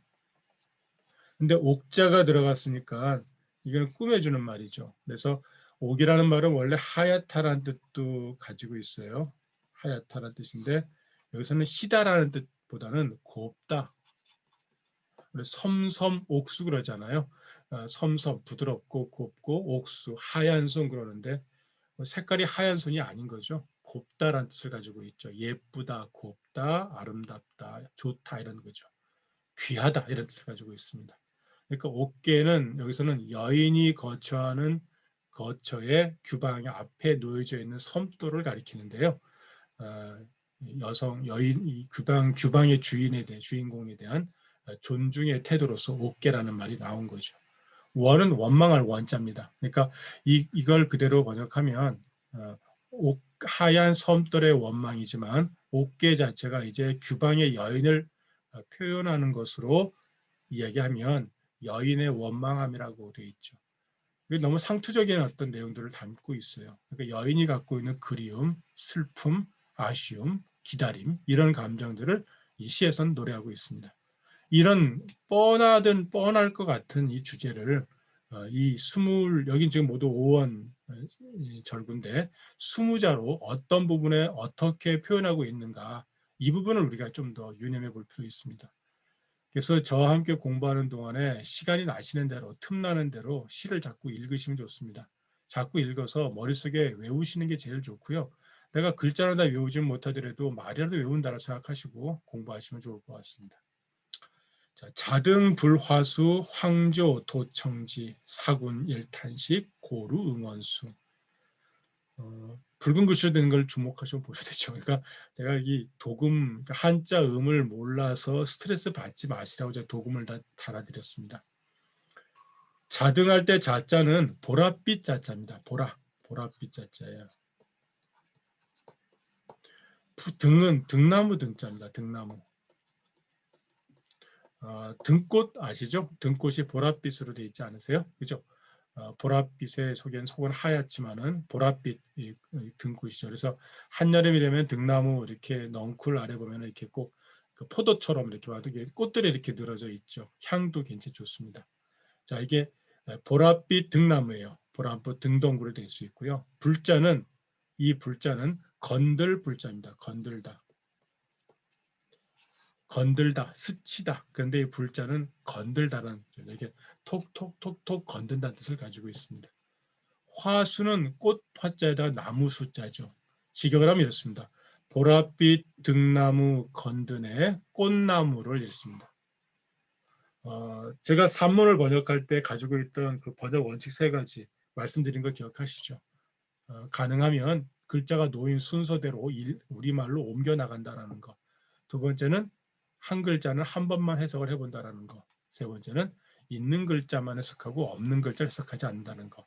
맨 마지막에 없는 글자를 해석하지 말라는 이유는 우리도 모르게 머릿속에 관념화되어서 습관대로 들어오는 게 있어요. 그러니까는 없는데도 불구하고 해야 될 것을 넣는 그런 글자들이 있거든요. 그렇게 하지 마시라는 겁니다. 그래서 글자 하나하나를 눈여겨봐가지고 있는 거 하고 없는 거 안 하도록. 이건 어떻게 연습하냐면요. 글자에다 번호를 붙이시면 돼요. 그래서 번호가 있으면 이거 했구나 하고서 그다음에 빠졌구나 하고서 없는 걸 하시면 됩니다. 한 번만 해석하라는 것은 대부분 2번 하는 경우도 있어요. 잘못하면 이것도 한 번만 하고 특이한 글자는 2번 하는 게 있습니다. 제일 중요한 것은 놓여져 있는 순서대로 읽어가는 거예요. 왜? 한문을 썼던 사람들은 자기의 이 언어 또는 생각을 어떻게 정리하냐면은 순서대로 나오는 대로 적잖아요. 우리도 나는 너를 좋아한다 그럴 때 내가 있고 너가 있고 그다음에 좋아한다는 말로 마지막으로 다듬으면서 한국어가 완성이 되는데요. 한문도 마찬가지인 거예요. 이건 놓여져 있는 순서대로 읽어가면서 해야지 한문의 리듬을 찾을 수 있다. 결이죠, 결. 결대로 가라는 얘기죠. 살결대로든지. 순서대로 갈 수 있는 거예요. 보랏빛 등나무가 건드네 꽃나무를. 그 우리나라 무슨 이 시 가운데서도 명사형으로 끝나는 것을 할 수 있죠. 그 다음에 이걸 조금 더 다듬어 가지고 얘가 이제 동사고 얘가 이 수로고 이게 목적어면은 이게 전체 주어죠. 그래서 오원시 경우에는 이렇게 셋인데 5개면은 앞에가 보통 이렇게 둘, 셋의 의미 단위가 주어지고요. 서술 구조는 하나가 됩니다. 그런데 이게 하나, 둘, 셋, 넷, 다섯, 여섯, 일곱 이렇게 되면은 둘, 둘, 셋으로 보통 나눠지기도 해요. 어떤 경우는 둘, 다섯으로 되는 경우도 있지만 또는 넷, 셋으로 되는 경우도 있지만 어쨌든 기본은 둘, 둘, 셋인데 여기는 서술 구조가 2개쯤 들어갑니다. 즉 나는 뭐 한다가 하나라면은 7원에서는 나는 뭐 하고 뭐 너는 뭐 한다 이렇게 2개가 들어가요. 근데 요거는 5원이잖아요. 그러니까 요거는 여기서 둘, 셋으로 되면서 서술 구조는 하나가 됩니다. 그래서 보랏빛 등나무가 꽃나무를 건들고 아까 말씀드린 대로 이렇게 걸려있는 얘들이 꽃을 살짝 건든다는 거죠. 또 어떻게 건들까요? 상상을 하셔야 됩니다. 등나무가 흔들리면서 등덩굴이 흔들리면서 꽃나무를 건드려요. 그러니까 이게 지금 머릿속에 잘 상상이 안 되는 부분이 없잖아 있어요. 이 시의 한계예요. 사실은요. 딱 떨어지지 않는 부분들이 있습니다. 황조, 도청지 이랬습니다. 황조는 노란 새인데요. 보통 황조는 꾀꼬리를 가리킵니다. 꾀꼬리. 우리나라 그 고대 가요 가운데 황조가라고 있잖아요. 뭐 편편 황조 뭐 나오는 거 있죠. 저기 저 꾀꼬리 2마리인데 나는 어찌하여 누구랑 돌아갈까 하면서 그 이 유리왕의 삼각관계 관련된 이 시가 있죠. 거기도 황조는 꾀꼬리입니다. 그러니까 노란 새는 꾀꼬리예요. 그래서요. 도청지 도라는 글자 놔두고 청지를 보면은 파란 가지죠.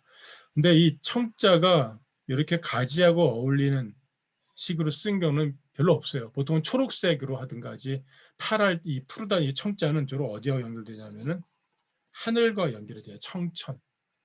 그래서 여기는 청지라고 했잖아요. 그러니까 요거는 조금 낯선 표현입니다. 그래도 이건 나쁘다고 할 수는 없는데요. 어쨌든 청지는 좀 낯선 부분이 있다. 다만 황자하고 청자가 서로 색감이 대조가 되고 있다. 뭘 경계로?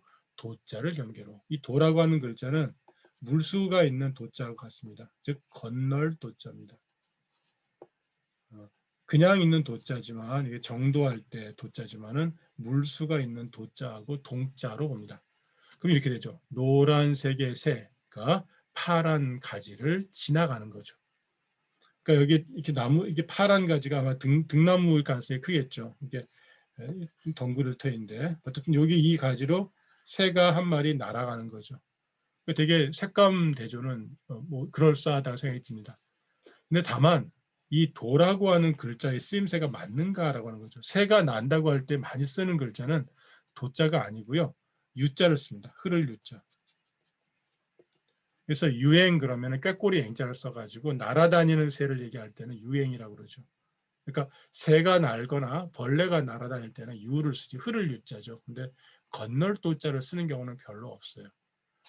여러분이 잘 아시는 유정원의 시에 보면은 이 강설이라는 시에 이 한겨울에 낚시하는 그 노인 그 사람을 그린 시가 있죠. 거기 보면은 천산조비절 그려놨어요. 천산에 새가 날 끊어졌는데 새가 한 마리 쫙 날아가면서 이 산을 끊었다 그랬습니다. 그러니까 산이 이렇게 있으면 산에 이렇게 새가 한 마리 쭉 날아가면서 이거를 갈랐다 그랬어요. 가르는 것을 자를 할자로 써놨어요. 할자.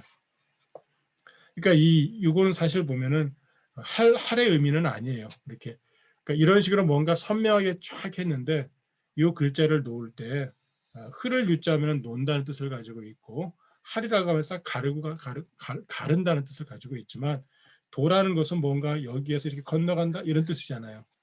이렇게 표현하는 것은 조금 낯선 부분이 없지 않아 있다라는 걸 볼 수가 있습니다.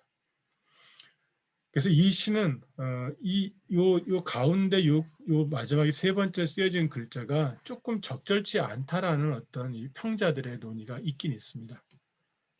요거는 사실 중요한 문제는 아니에요. 그 다음에가 중요해요. 사실은요. 근데 어쨌든 요거는 형상이 잘 안 잡힌다라고 하는 거죠. 조금 사군 일탄시 사군은 그렇죠. 님을 그리워하는 거죠. 이 2인칭 가운데 군이라고 하는 것은 가장 존칭 중의 하나죠. 당신이라고 합니다. 당신이 그리워, 당신을 그리워하느라 일탄식. 일자 중요합니다. 이거 좀 적어볼게요. 일이라고 하는 글자는 한 번이라는 뜻도 있지만 여기서는 줄곧, 내내, 쭉, 한결같이 이런 뜻을 갖습니다.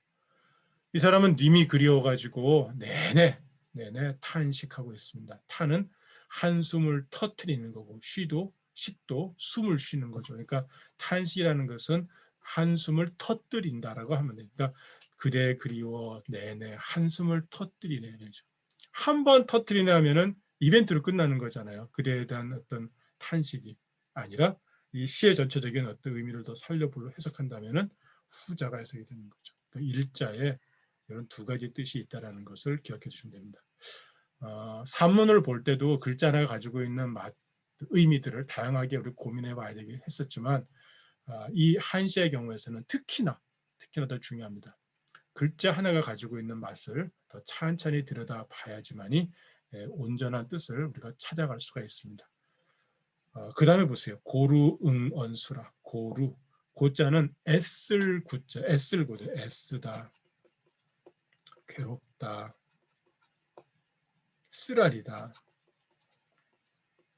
대부분 뭐냐 하면은 자연스럽지 않죠. 흘리지 않아야 되는 눈물을 흘릴 때도 있고요. 너무너무 많이 흘려서 꺼이꺼이 하는 것까지도. 그러니까 내 감정을 거의 주체하지 못하고 정말 내가 지쳐 쓰러질 때까지 흘리는 것도 고루라고 할 수가 있습니다. 괴롭다한 거죠. 나중에 괴로이 흘리는 눈물입니다. 쓰라린 눈물 다 됩니다. 자연스럽게 툭툭툭 떨어지는 걸 넘어서는 눈물입니다. 어쨌든 쓰라린 눈물 하면 좋겠네요. 우리 쓰라린 눈물이 훨씬 좋겠네요. 쓰라린 눈물, 정령, 응당이죠. 응당. 응이라는 것은 정령, 응당 이런 얘기잖아요. 여기에 호응하는 말은 뭐죠? 뭐뭐 하리라. 이거는 약간 추측이에요. 하지만 확신을 가지고 있는 추측입니다. 그냥 할 거야 짐작 정도가 아니라 분명히 뭐 할 거야 이런 얘기죠. 언수, 이 언자는 뜻이 없습니다. 이건 뭐냐 시경에서 나오는 어떤 특이한 이야기하고 연결이 됩니다. 아까 제가 사무사를 갖다가 할 때 사자가 시경에서는 해석 안 한다고 했죠. 안 하는 겁니다. 그 다음에 언자도 나오는데 해석 안 합니다. 그러니까 사자고 언자는 일종의 어조사로 들어가는 거죠. 그러니까 여기도 말한다고 해석하면 안 되고요. 이것은 어조사로 해석을 하셔야 됩니다. 수라고 하는 것은 드리워질 숫자입니다. 커튼이 드리워지는 것처럼 눈물이 툭툭툭 떨어지는 게 숫자입니다. 우리가 수로 그러죠. 떨어지는 겁니다. 이거는 쓰라린 눈물 정령 떨어지리라, 떨궈지리라 이런 얘기죠. 쓰라린 눈물 정령 떨궈지리라 합니다. 자, 이걸 한번 정리해 볼게요. 이제요. 보랏빛 등덩굴이 등나무가 꽃나무를 건들고 노란 꾀꼬리 파란 가지를 지나네. 그대 그리워 줄곧 한숨을 터뜨리다 쓰라린 눈물 정령 떨궈지르라 이죠. 번역을 해놨는데 이 부분이 떨궈지누나 보다는 떨궈지리라가 훨씬 좋을 것 같아요. 이거는 요거하고 호응이 되려면 이런 거죠. 지금 눈물을 흘릴 수도 있고 안 흘릴 수도 있는데요. 제가 이걸 떨궈지리라 그러면은 아직은 덜 흘린 거죠.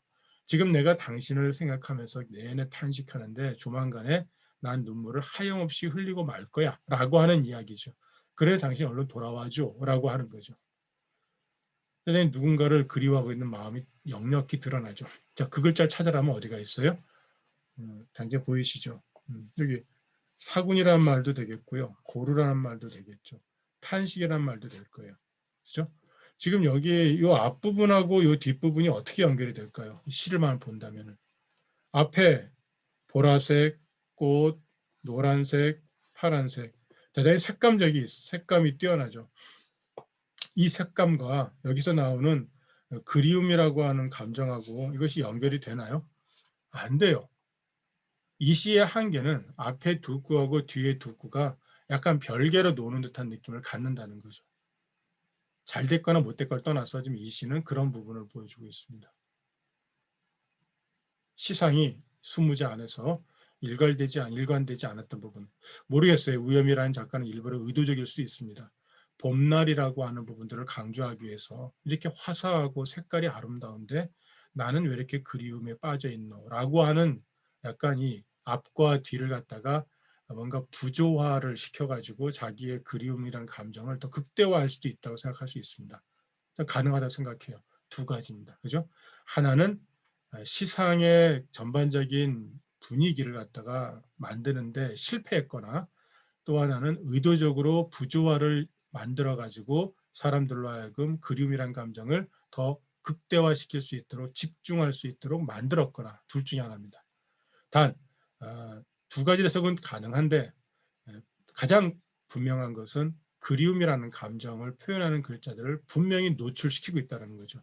우리 앞에서가 뭐라고 했죠? 말하지 않아도 말하는 것이 시의 형상성이라고 했잖아요. 거기에 비춰본다면은 이 시는 말하지 않아도 슬픔이라나 기쁨이라는 감정을 표현하고 있지는 않다. 말한 말이라고 하는 그런 원칙이나 그런 기준에서 본다면 너무도 적나라하게 얘기하고 있다라고 하는 거죠. 나 슬퍼, 미치겠어, 죽겠어. 요즘 많이 하는 말이잖아요. 요즘은 오히려 감정을 숨기게 되면은 못 알아주니까는 요즘 막말 수준까지도 사실은 자기를 노골적으로 드러내잖아요.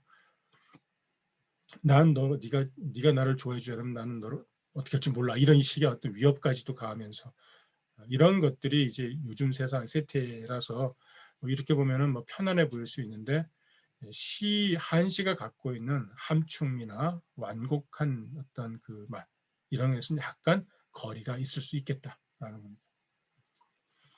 자, 두 번째 시를 보도록 할게요. 자,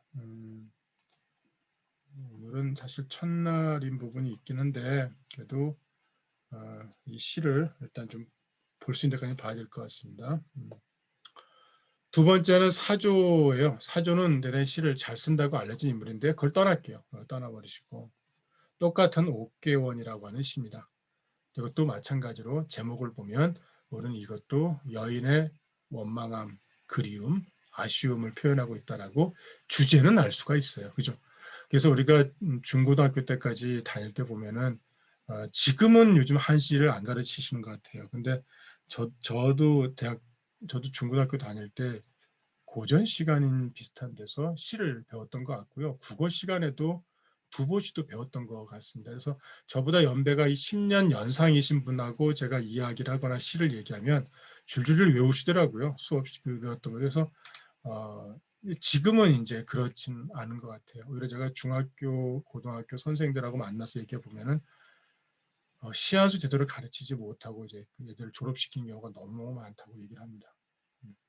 오늘도 제가 대학원생하고 이제 대학원 수업을 하면서 뭘 얘기했는데 제 수업을 그 중국인 학생이 하나 들어요. 근데 그 친구가 오늘 가르친 시가 왕우칭이라는 사람의 그 시였는데 자기가 초등학교 3학년, 4학년 때 배웠던 시라고 하면서 우리 그 토론 속에서 나왔던 내용들하고는 별개로 자기가 그때 주입식으로 받았던 거긴 한데 말씀드리겠습니다 하면서 겸양하면서 얘기를 하더라고요. 그래서 이 시는 이 사람이 뭐 어떻게 쓴 시라서 이런 분위기입니다라고 그때 배웠다고 얘기를 해요. 그래서 대단하다 그랬어요.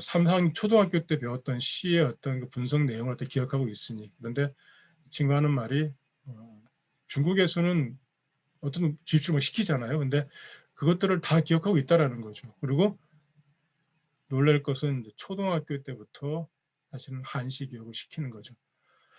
자기 나라 시니까 그러겠거니 하지만 과연 우리는 우리나라 시를 갖다가 초등학교 때 가르치는가? 그걸 안 가르친다는 거죠. 그러니까 이게 좀 다른 것 같아요. 고전 전통 교육에 있어서. 그래서 여기 혹시 손주를 키우시는 분이든지 아니면 자제분을 키우시는 분들 경우에 저는 어렸을 때 한시를 한두 수 외우게 시키는 게 좀 좋다고 생각합니다. 오히려 시교육은 좋은 것 같아요. 그러니까 이 한시가 아니도 좋습니다. 우리나라 시 가운데 좋은 것들을 자꾸 애들 암송을 시켜가지고 이건 이런 거야라고 자꾸 수차례 얘기해 주는 게 이 아이 평생 가는 어떤 이 감성적인 자산, 고전 자산을 만드는 거라고 저는 생각합니다. 자, 두 번째 시를 볼게요. 석전하 주렴 유형 비복식. 이건 복으로 안 읽고요. 부로 읽어야 됩니다. 지금 요 한자 발음 표시는 그 아래 한글 프로그램에서 제공을 하는 건데 기본 첫 번째 음을 중심으로 배치가 돼 있어서 글자 이 도금을 조금 수정할 필요가 있습니다. 장야, 봉, 나의 라로 읽기도 하죠. 라도 읽을 수가 있고요. 사군, 차하급 그래야습니다. 석전, 하주렴, 유형, 비부식, 그다음에 장야, 봉, 나의 사군, 차하급. 석전의 전자는 전각이죠. 이 전은 일반적인 집에 쓰진 않습니다. 그 궁전이라고 볼 수 있겠죠. 그렇다면 이 시의 주인공은 아마도 여인이라고 치면 왕비 아니면 궁녀일 가능성이 있을 거예요. 왕비가 뭐하러 원망함이 있겠어요? 있죠. 왕한테 버림받았을 때. 하지만 일반적으로 이 궁에 사는 사람 가운데 가장 많은 아쉬움을 갖고 있는 여인들은 궁녀들이죠. 본래 왕의 여자로 궁에 들어가지만 왕에게 간택받지 못한 상황에서 평생 살다가 나오는 경우도 많이 있고 왕에게 버림받는 경우도 있고 하여간 여하튼 남자 하나 바라보고 들어간 여인들이 수없이 있는 곳이 궁궐이잖아요. 대단히 사실 불행한 삶을 살고 있는 거죠. 물론 궁녀가 되는 순간에 궁녀를 만들어낸 그 집안은 먹고 사는 게 해결이 되겠지만 딸 때문에 하지만 그 여인으로서는 온전히 누군가를 좋아하거나 사랑할 수 있는 또 가정을 아름답게 꾸릴 수 있는 그런 것들을 다 포기한 셈이죠. 단 임금의 사랑을 받아서 아이를 낳는 경우에는 좀 달라질 수 있죠. 물론 그것조차 사실은 온전하게 다음 왕이 되지 못한다면 결국에는 뭐 배척받는 상황이 되는 거죠. 그래서 그 여인들의 삶 가운데 궁녀들의 삶 얘기들은 대단히 좀 불행한 이야기를 많이 하고 있습니다. 그래서 그 당나라 때 시인 가운데 왕건이라고 있습니다. 우리 고려의 왕건이 아니고요. 당나라 시의 왕건에 보면 궁사라고 하는 작품이 있는데 궁궐을 드나드는 황관으로부터 이 궁녀들의 삶을 갖다가 다 듣고서 이 사람이 지었어요. 배교수 되는 아주 연작시입니다. 대단히 재밌는 게 많이 있습니다. 대부분이 천편일률적이에요. 그 궁녀들의 삶에서 그들이 갖고 있는 애환을 주로 그랬죠. 환보다는 애겠죠, 그죠? 이 참 그런 것 같아요. 프레임이랄까 기본적인 어떤 이 정서를 여인들에게 모두 아쉬움, 슬픔 이런 어떤 것으로 이렇게 덧씌워져 가지고 끊임없이 반복 재생되고 있다라고 하는 게 저는 이건 참 온당치 못하다고 생각합니다. 궁사의 시에 보면은 이런 것도 있어요. 그러니까 이 궁녀들을 갖다가 남장을 시켜가지고 왕이 그 사냥터에 나가는 장면이 있거든요. 그래서 그 남장을 한 여성이 술을 딱 받아먹고 거나하게 남자처럼 하고 하는 장면이 나옵니다. 되게 호기방방하죠. 근데 특이한 예라서 이제 보통 저도 기억을 하긴 하는데 대부분의 어떤 이 삶 자체를 갖다가 좀 이렇게 누군가에게 의지하거나 또는 기대는 또 비주체적인 삶으로 그리고 있다는 점이 대단히 사실 좀 뭔가 적당치가 않은 부분이 좀 있습니다. 그래서 뮬란 같은 목란이죠. 뮬란 같은 경우가 특이한 예라서 이제 디즈니가 딱 눈여겨보고서 나중에 작품으로 만드는 거죠. 아, 그래봐야 한 1000년, 2000년이잖아요.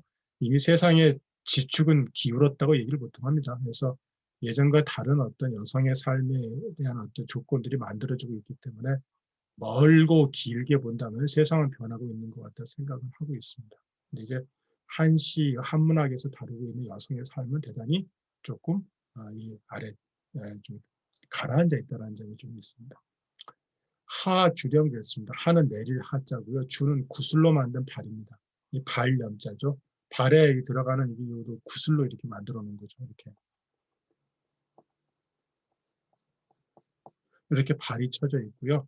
저녁이 들었어요. 저녁이 들었으니까 이제 낮이 해가 저물었기 때문에 이제 이게 발을 내려가지고 내가 아니 여기 내가 있으면은 여기 바깥하고 단절을 시키는 거죠.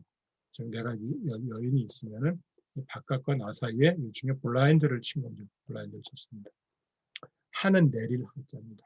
즉 석양에 물든 정각 또는 저녁이 된 정각에 구슬발이 내려오니 유형 비부식이라.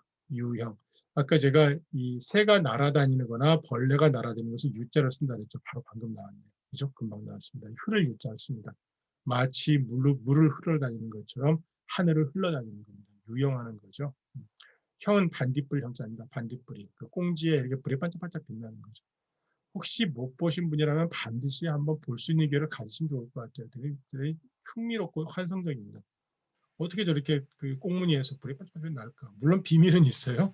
무덤가에 이게 많은 것처럼 이게 몸에 있는 이 공기 중에는 인이 산화되는 가운데서 이렇게 도깨비불이 나는 것처럼 이 반딧불이의 이 엉덩이 나는 이 불빛도 그거 관련된다고 말을 합니다.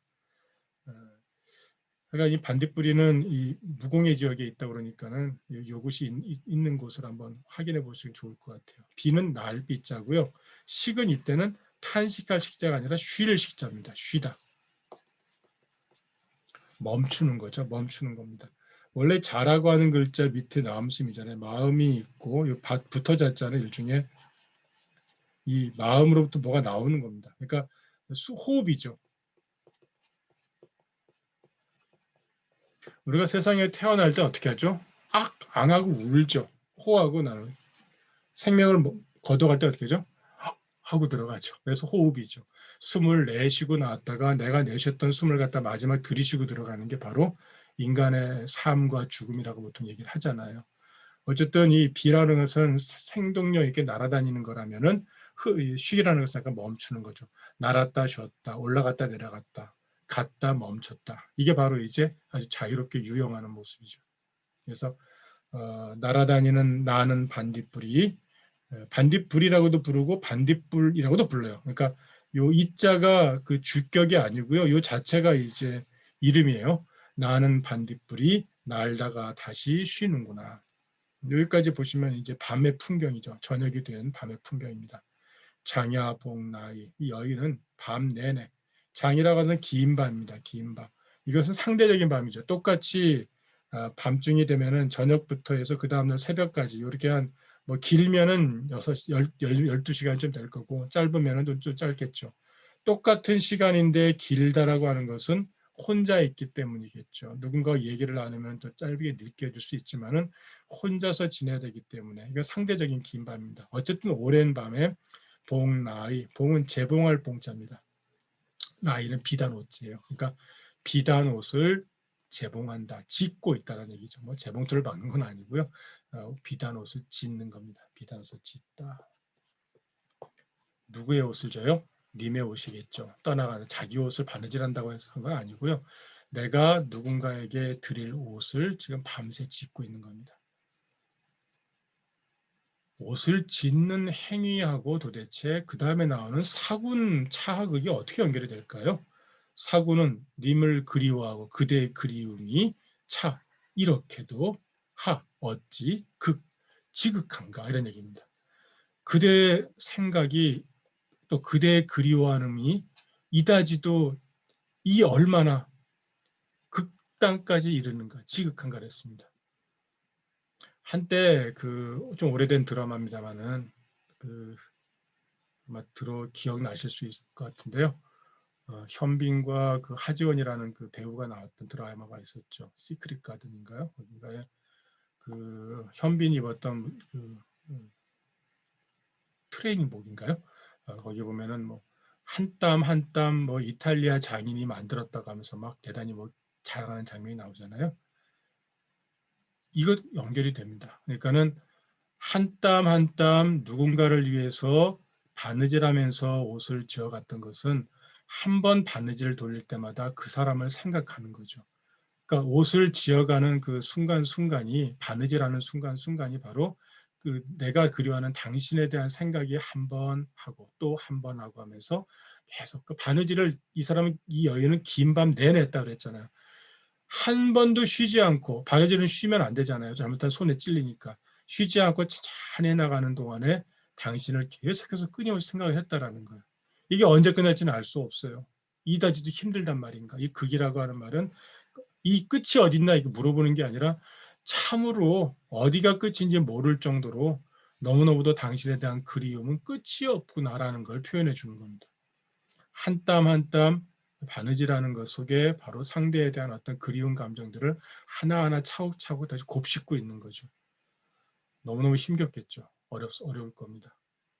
누군가를 그리워하거나 원망하거나 아쉬워했던 경험이 있는 분들은 그 마음이 정말로 힘들다는 걸 알 겁니다. 이벤트로 딱 끝나버리면 괜찮아요. 한번 딱 뭐 슬퍼 뭐 딱 끝나버리면 되는데 이 감정이 한 땀 한 땀 가는 동안에 농도가 짙어질 거거든요.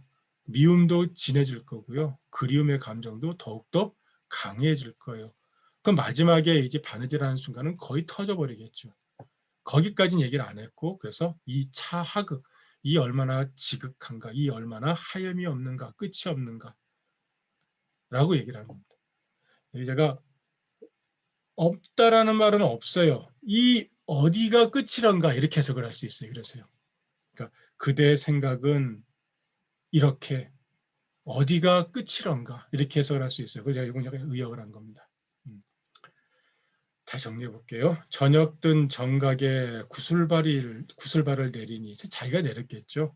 하지만 여기에 뭐가 왔다 갔다 해요? 저쪽 밖에선가 반딧불이가 왔다 갔다 다녀요. 그러니까 반딧불을 통해서 반딧불이의 그 밝은 불빛이 바로 이 구슬발을 통해서 나에게 전해지죠.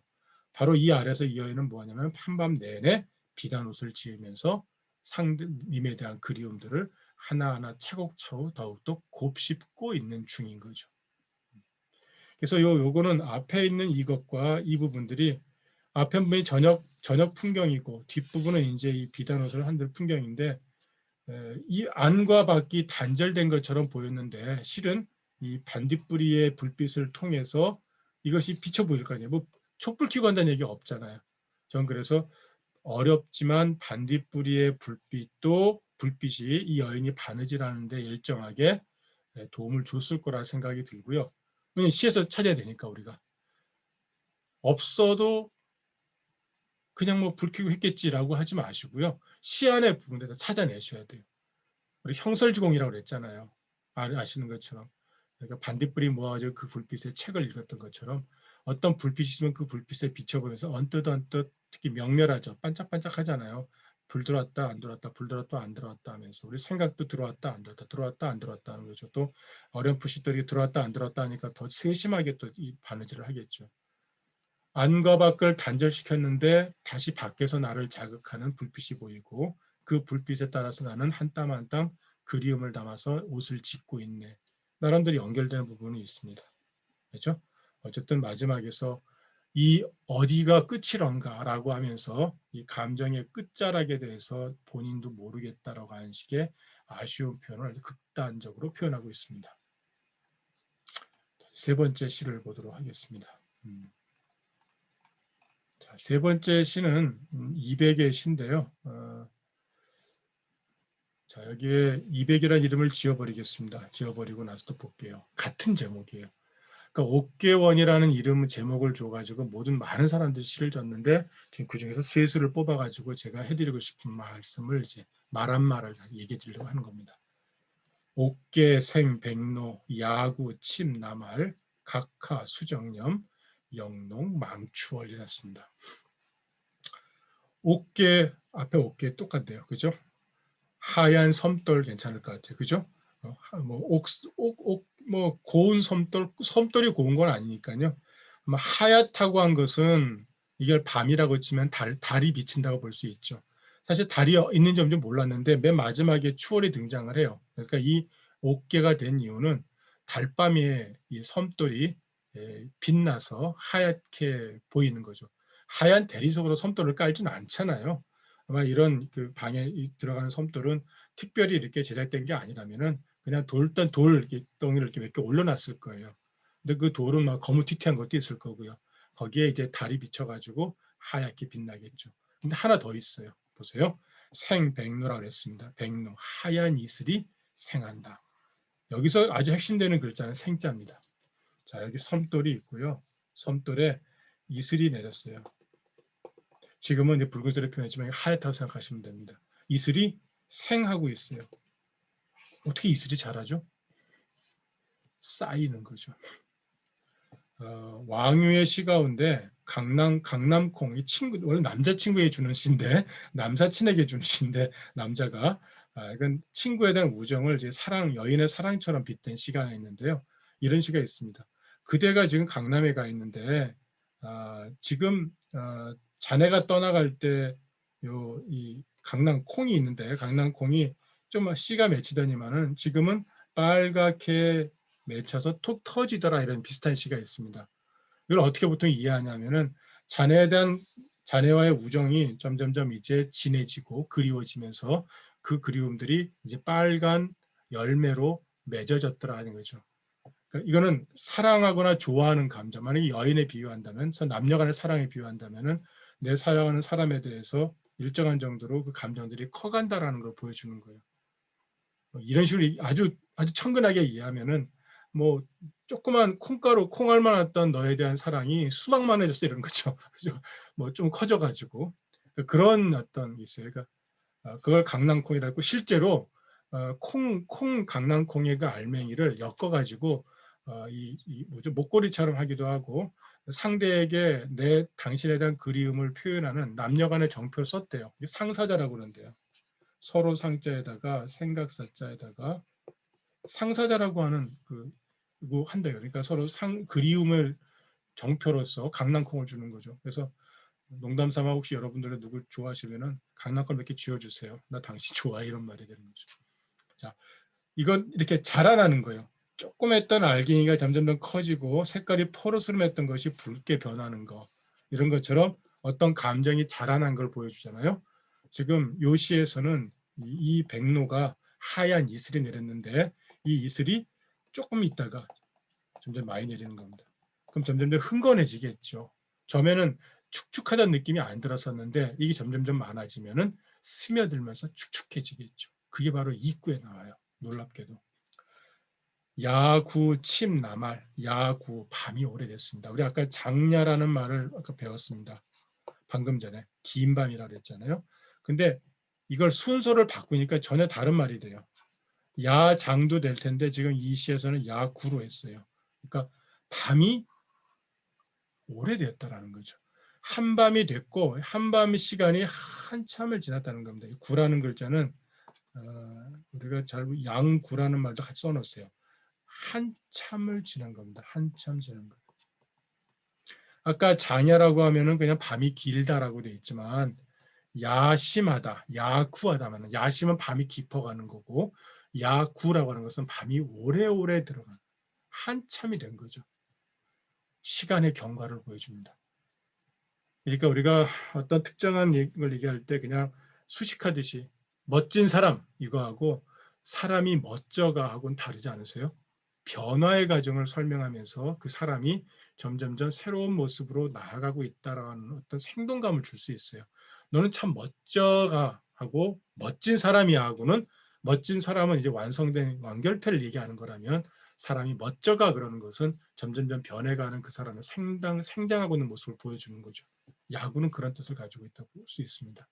밤이라고 하는 것의 모습을 딱 보여주는 것이 아니라 밤이 점점 깊어가고 오래 지속된다는 거죠. 침 나말이라.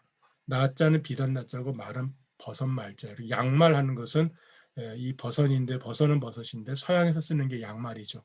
이 양자 써가지고요. 그죠? 라자는 비단 라자입니다. 침은 침노하다, 침범하다, 스미다 이런 뜻입니다. 아, 이제 알겠어요. 이 나말을 신은 사람은 여인이고요. 여인의 요 버선발에 뭐가 침노하는 거죠? 하얀 이슬이에요. 밤이 깊어갈수록 처음에는 아무 느낌도 없었는데 점점 축축해져 오는 것을 우리는 119에서 볼 수 있어요. 119에 여인이 등장을 하고 있죠. 그러니까 여인은 지금 여기 섬돌에 나와 있었습니다. 근데 섬돌에 나와 있는 동안에 이슬이 계속 내려가지고 축축해집니다. 아마 밤이 한참 지났겠죠. 상상한 대로 밤이 깊어갈수록 깊어지자 이 여인이 신고 있던 버선에 바로 이 이슬이 점점 스며들어가지고 점점 젖어오는 겁니다. 이 정도 되려면 새벽까지 가야 돼요, 사실은요. 그죠? 거의 새벽까지 가야 됩니다. 이 여인은 밤샜어요. 밤새 내내 바깥에 나와가지고 누군가를 기다리고 있는 겁니다. 각하 수정념. 각이라고 하는 글자는 도리어 문득이라는 뜻입니다. 이 각자는 여기서 시한자 역할을 하는데요. 그래서 여인은 한참 밤에 있다가 축축해져 오니까는 다시 돌아오는 겁니다. 돌아와서 이제 방으로 들어왔습니다. 각하. 아까 하자 나왔죠, 우리요. 발을 내린다고 그랬잖아요. 여기도 하자 내리는 겁니다. 그런데 여기 발은 주렴이 아니라 수정념이네요. 지금 이렇게 발이 있으면 여기에 수정을 달아놓은 거예요. 지금 여기가 바깥이고 여기가 아닙니다. 여인은 지금 안에 들어와 있습니다. 들어와 있고요. 수정념을 내렸어요. 각이라고 한 이유는 이런 것도 있어요. 분명히 1, 2구까지는 앞에 나와서 기다리고 있었잖아요. 이제 오지 않을 것 같아요.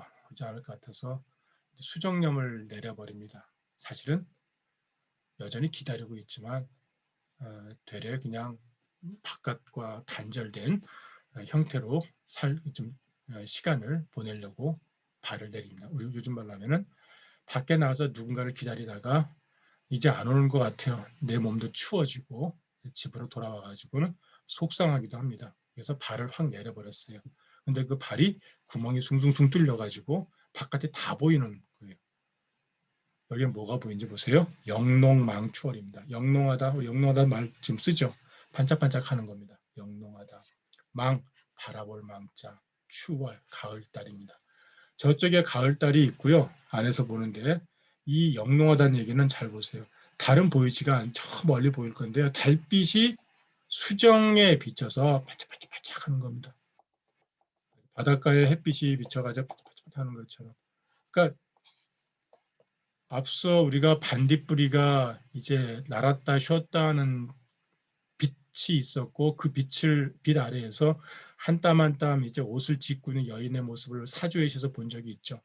여기는 그 한 땀 한 땀 바느질하지는 않아요. 하지만 저 밝은 달이 오히려 지금 영롱하게 나하고 안과 밖을 갖다가 막 가로막아져 있던 달을 오히려 더 영롱하게 비춰가지고 환하게 비춰주는 그런 효과를 가져오는 거죠. 결국에 이 여인은 블라인드를 내렸지만 블라인드를 통해서 안과 밖이 단절된 것이 아니라 훨씬 더 바깥쪽을 더 바라볼 수밖에 없는 상황이 되어버린 거죠. 그리움이라고 하는 것에 더 극대화된다고 볼 수 있습니다. 자, 이 시에서는 잘 보시면 하얄 옥계의 옥자, 백로의 백자, 그다음 수정념의 수정자, 그다음에 추월의 월자, 이게 모두 다 어떤 색으로 돼 있어요? 하얀색으로 다 일관돼 있죠.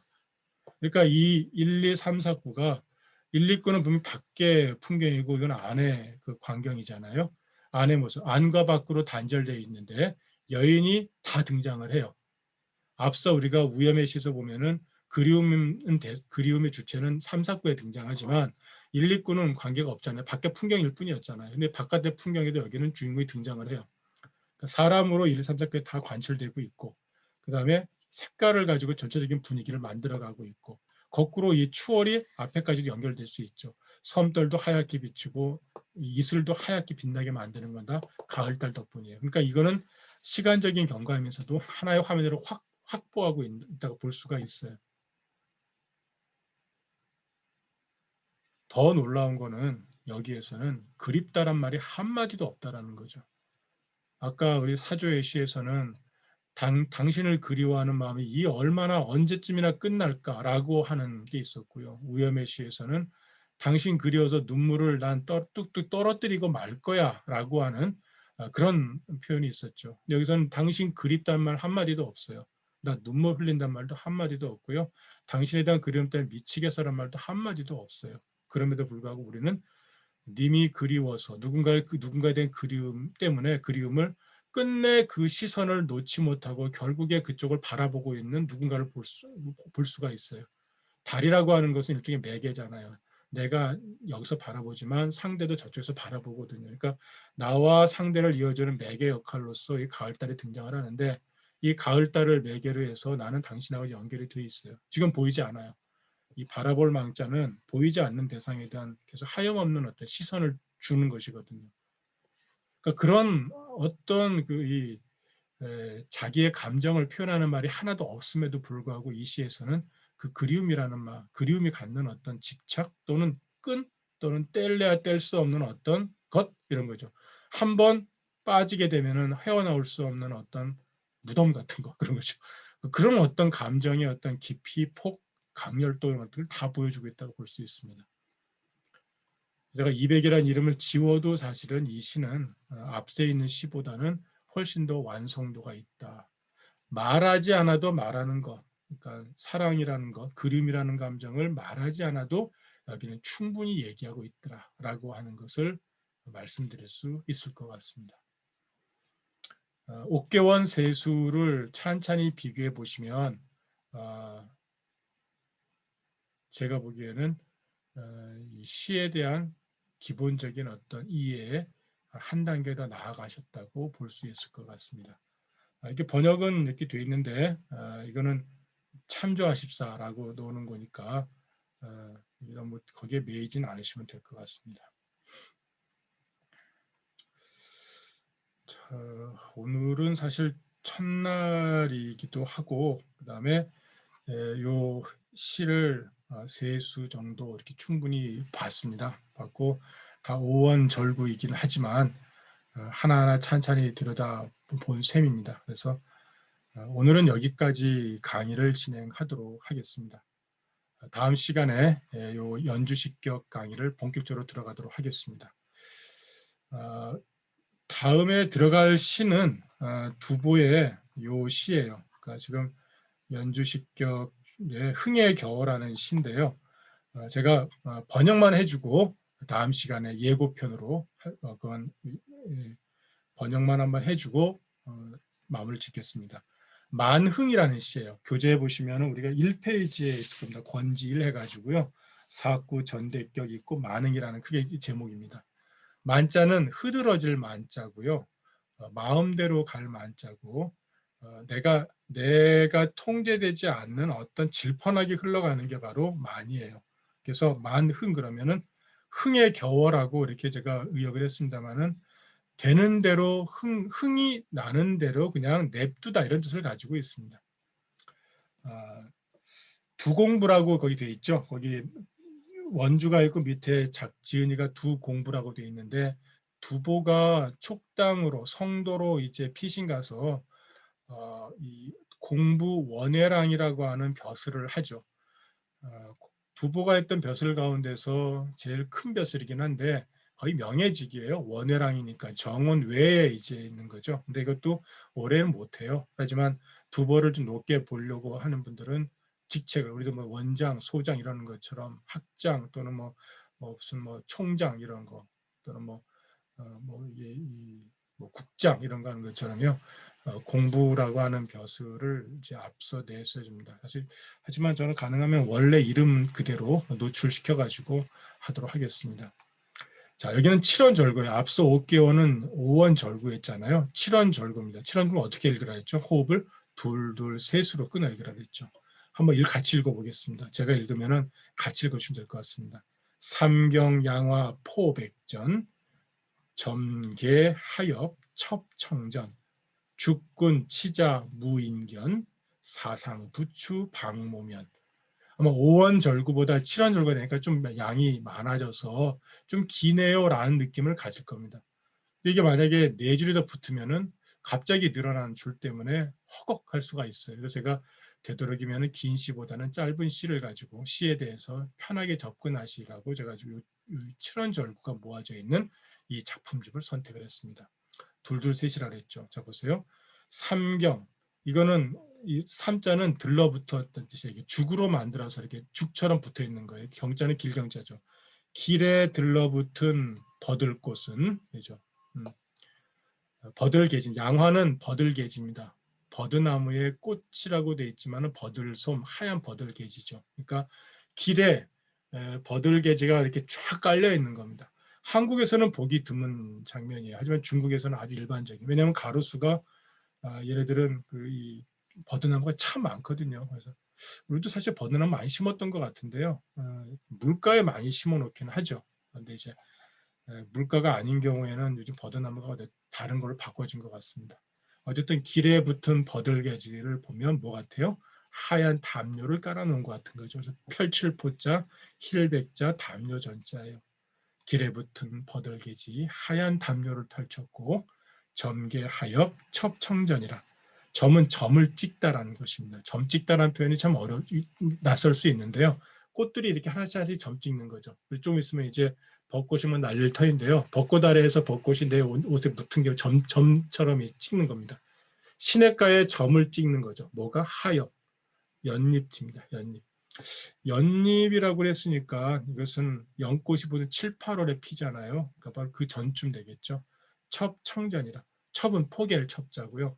연잎이 크죠. 둥글둥글하잖아요. 둥글둥글한 게 포개어 있으니까 푸른색 돈, 엽전 같은 것이죠.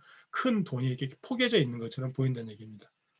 무슨 표현이 저래? 두보 같아 이러는데 이건 늘 말씀드리지만 두보와 우리의 시대의 차는 1300년입니다. 두보가 볼 때 이런 감각을 가지고 있었다고 보시면 될 것 같아요. 자, 죽군 치자 무인견이라. 죽군은 대나무 숲이 있고 그 뿌리 맛을 죽군이라고 하는 겁니다. 죽순하고는 다르죠.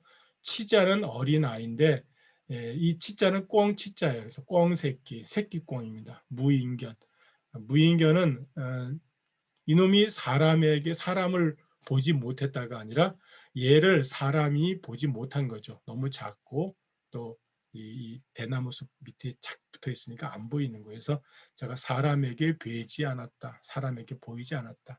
사상부추 방모면이라. 사는 모래톱 사자고요. 부는 오리 부자고 추는 새끼 주자예요. 새끼 오리입니다. 모래밭 위에 새끼 오리는 방모면. 모는 어미 오리겠죠. 방자는 겹방자고요. 면자는 잠잘 면자입니다. 번역만 읽으면 그렇죠. 길에 붙은 버들개지 하얀 담요를 펼치고 시내에 점찍은 연잎은 푸른 동전을 포개었네. 대나무 뿌리맡의 새끼꽁은 사람에게 뵈지 않는데 모래밭 위 새끼 오리는 어미 옆에서 조는구나. 일종의 그 한 여름의 풍경을 적은 겁니다. 이 풍경은 아마도 이 두보가 뭐 장안이나 이런 데 지은 건 아닌 것 같고요. 성도 쪽 와서 약간 편안했을 때 지었을 가능성이 더 큽니다. 이런 풍의 시를 지은 것은 그 즈음이거든요. 늘 항상 전쟁이라든가 또는 이 중앙에 이러저런 것에 휘말려 가지고 헤맬 때는 너무너무 힘들고 세상에 대한 어떤 울분 차 있었지만은 성도에 들어와서는 좀 편안한 시들을 많이 짓습니다.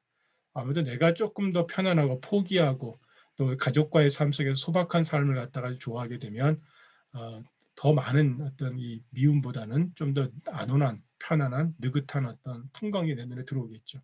바로 그거였어요. 그다음에 여기 새끼꽁이나 새끼오리, 우리도 어린아이라고 하는 게 보통 생명을 상징하기도 하고 평화를 보여주기도 하고 또 따스한 어떤 인간의 어떤 표상으로 많이 삼잖아요. 그런 것처럼 새끼들이 이렇게 짐승 새끼들이 이렇게 노는 장면을 보면 편안해 보이죠. 이 시는 전반적으로 특별한 어떤 이념이라든가 특별한 어떤 사회성을 갖고 이러지는 않고요. 그냥 내가 봤던 여름날의 어떤 초여름 아니면은 뭐 이렇게 한 늦봄 이 정도의 어떤 풍광들을 그려냈다고 볼 수 있습니다.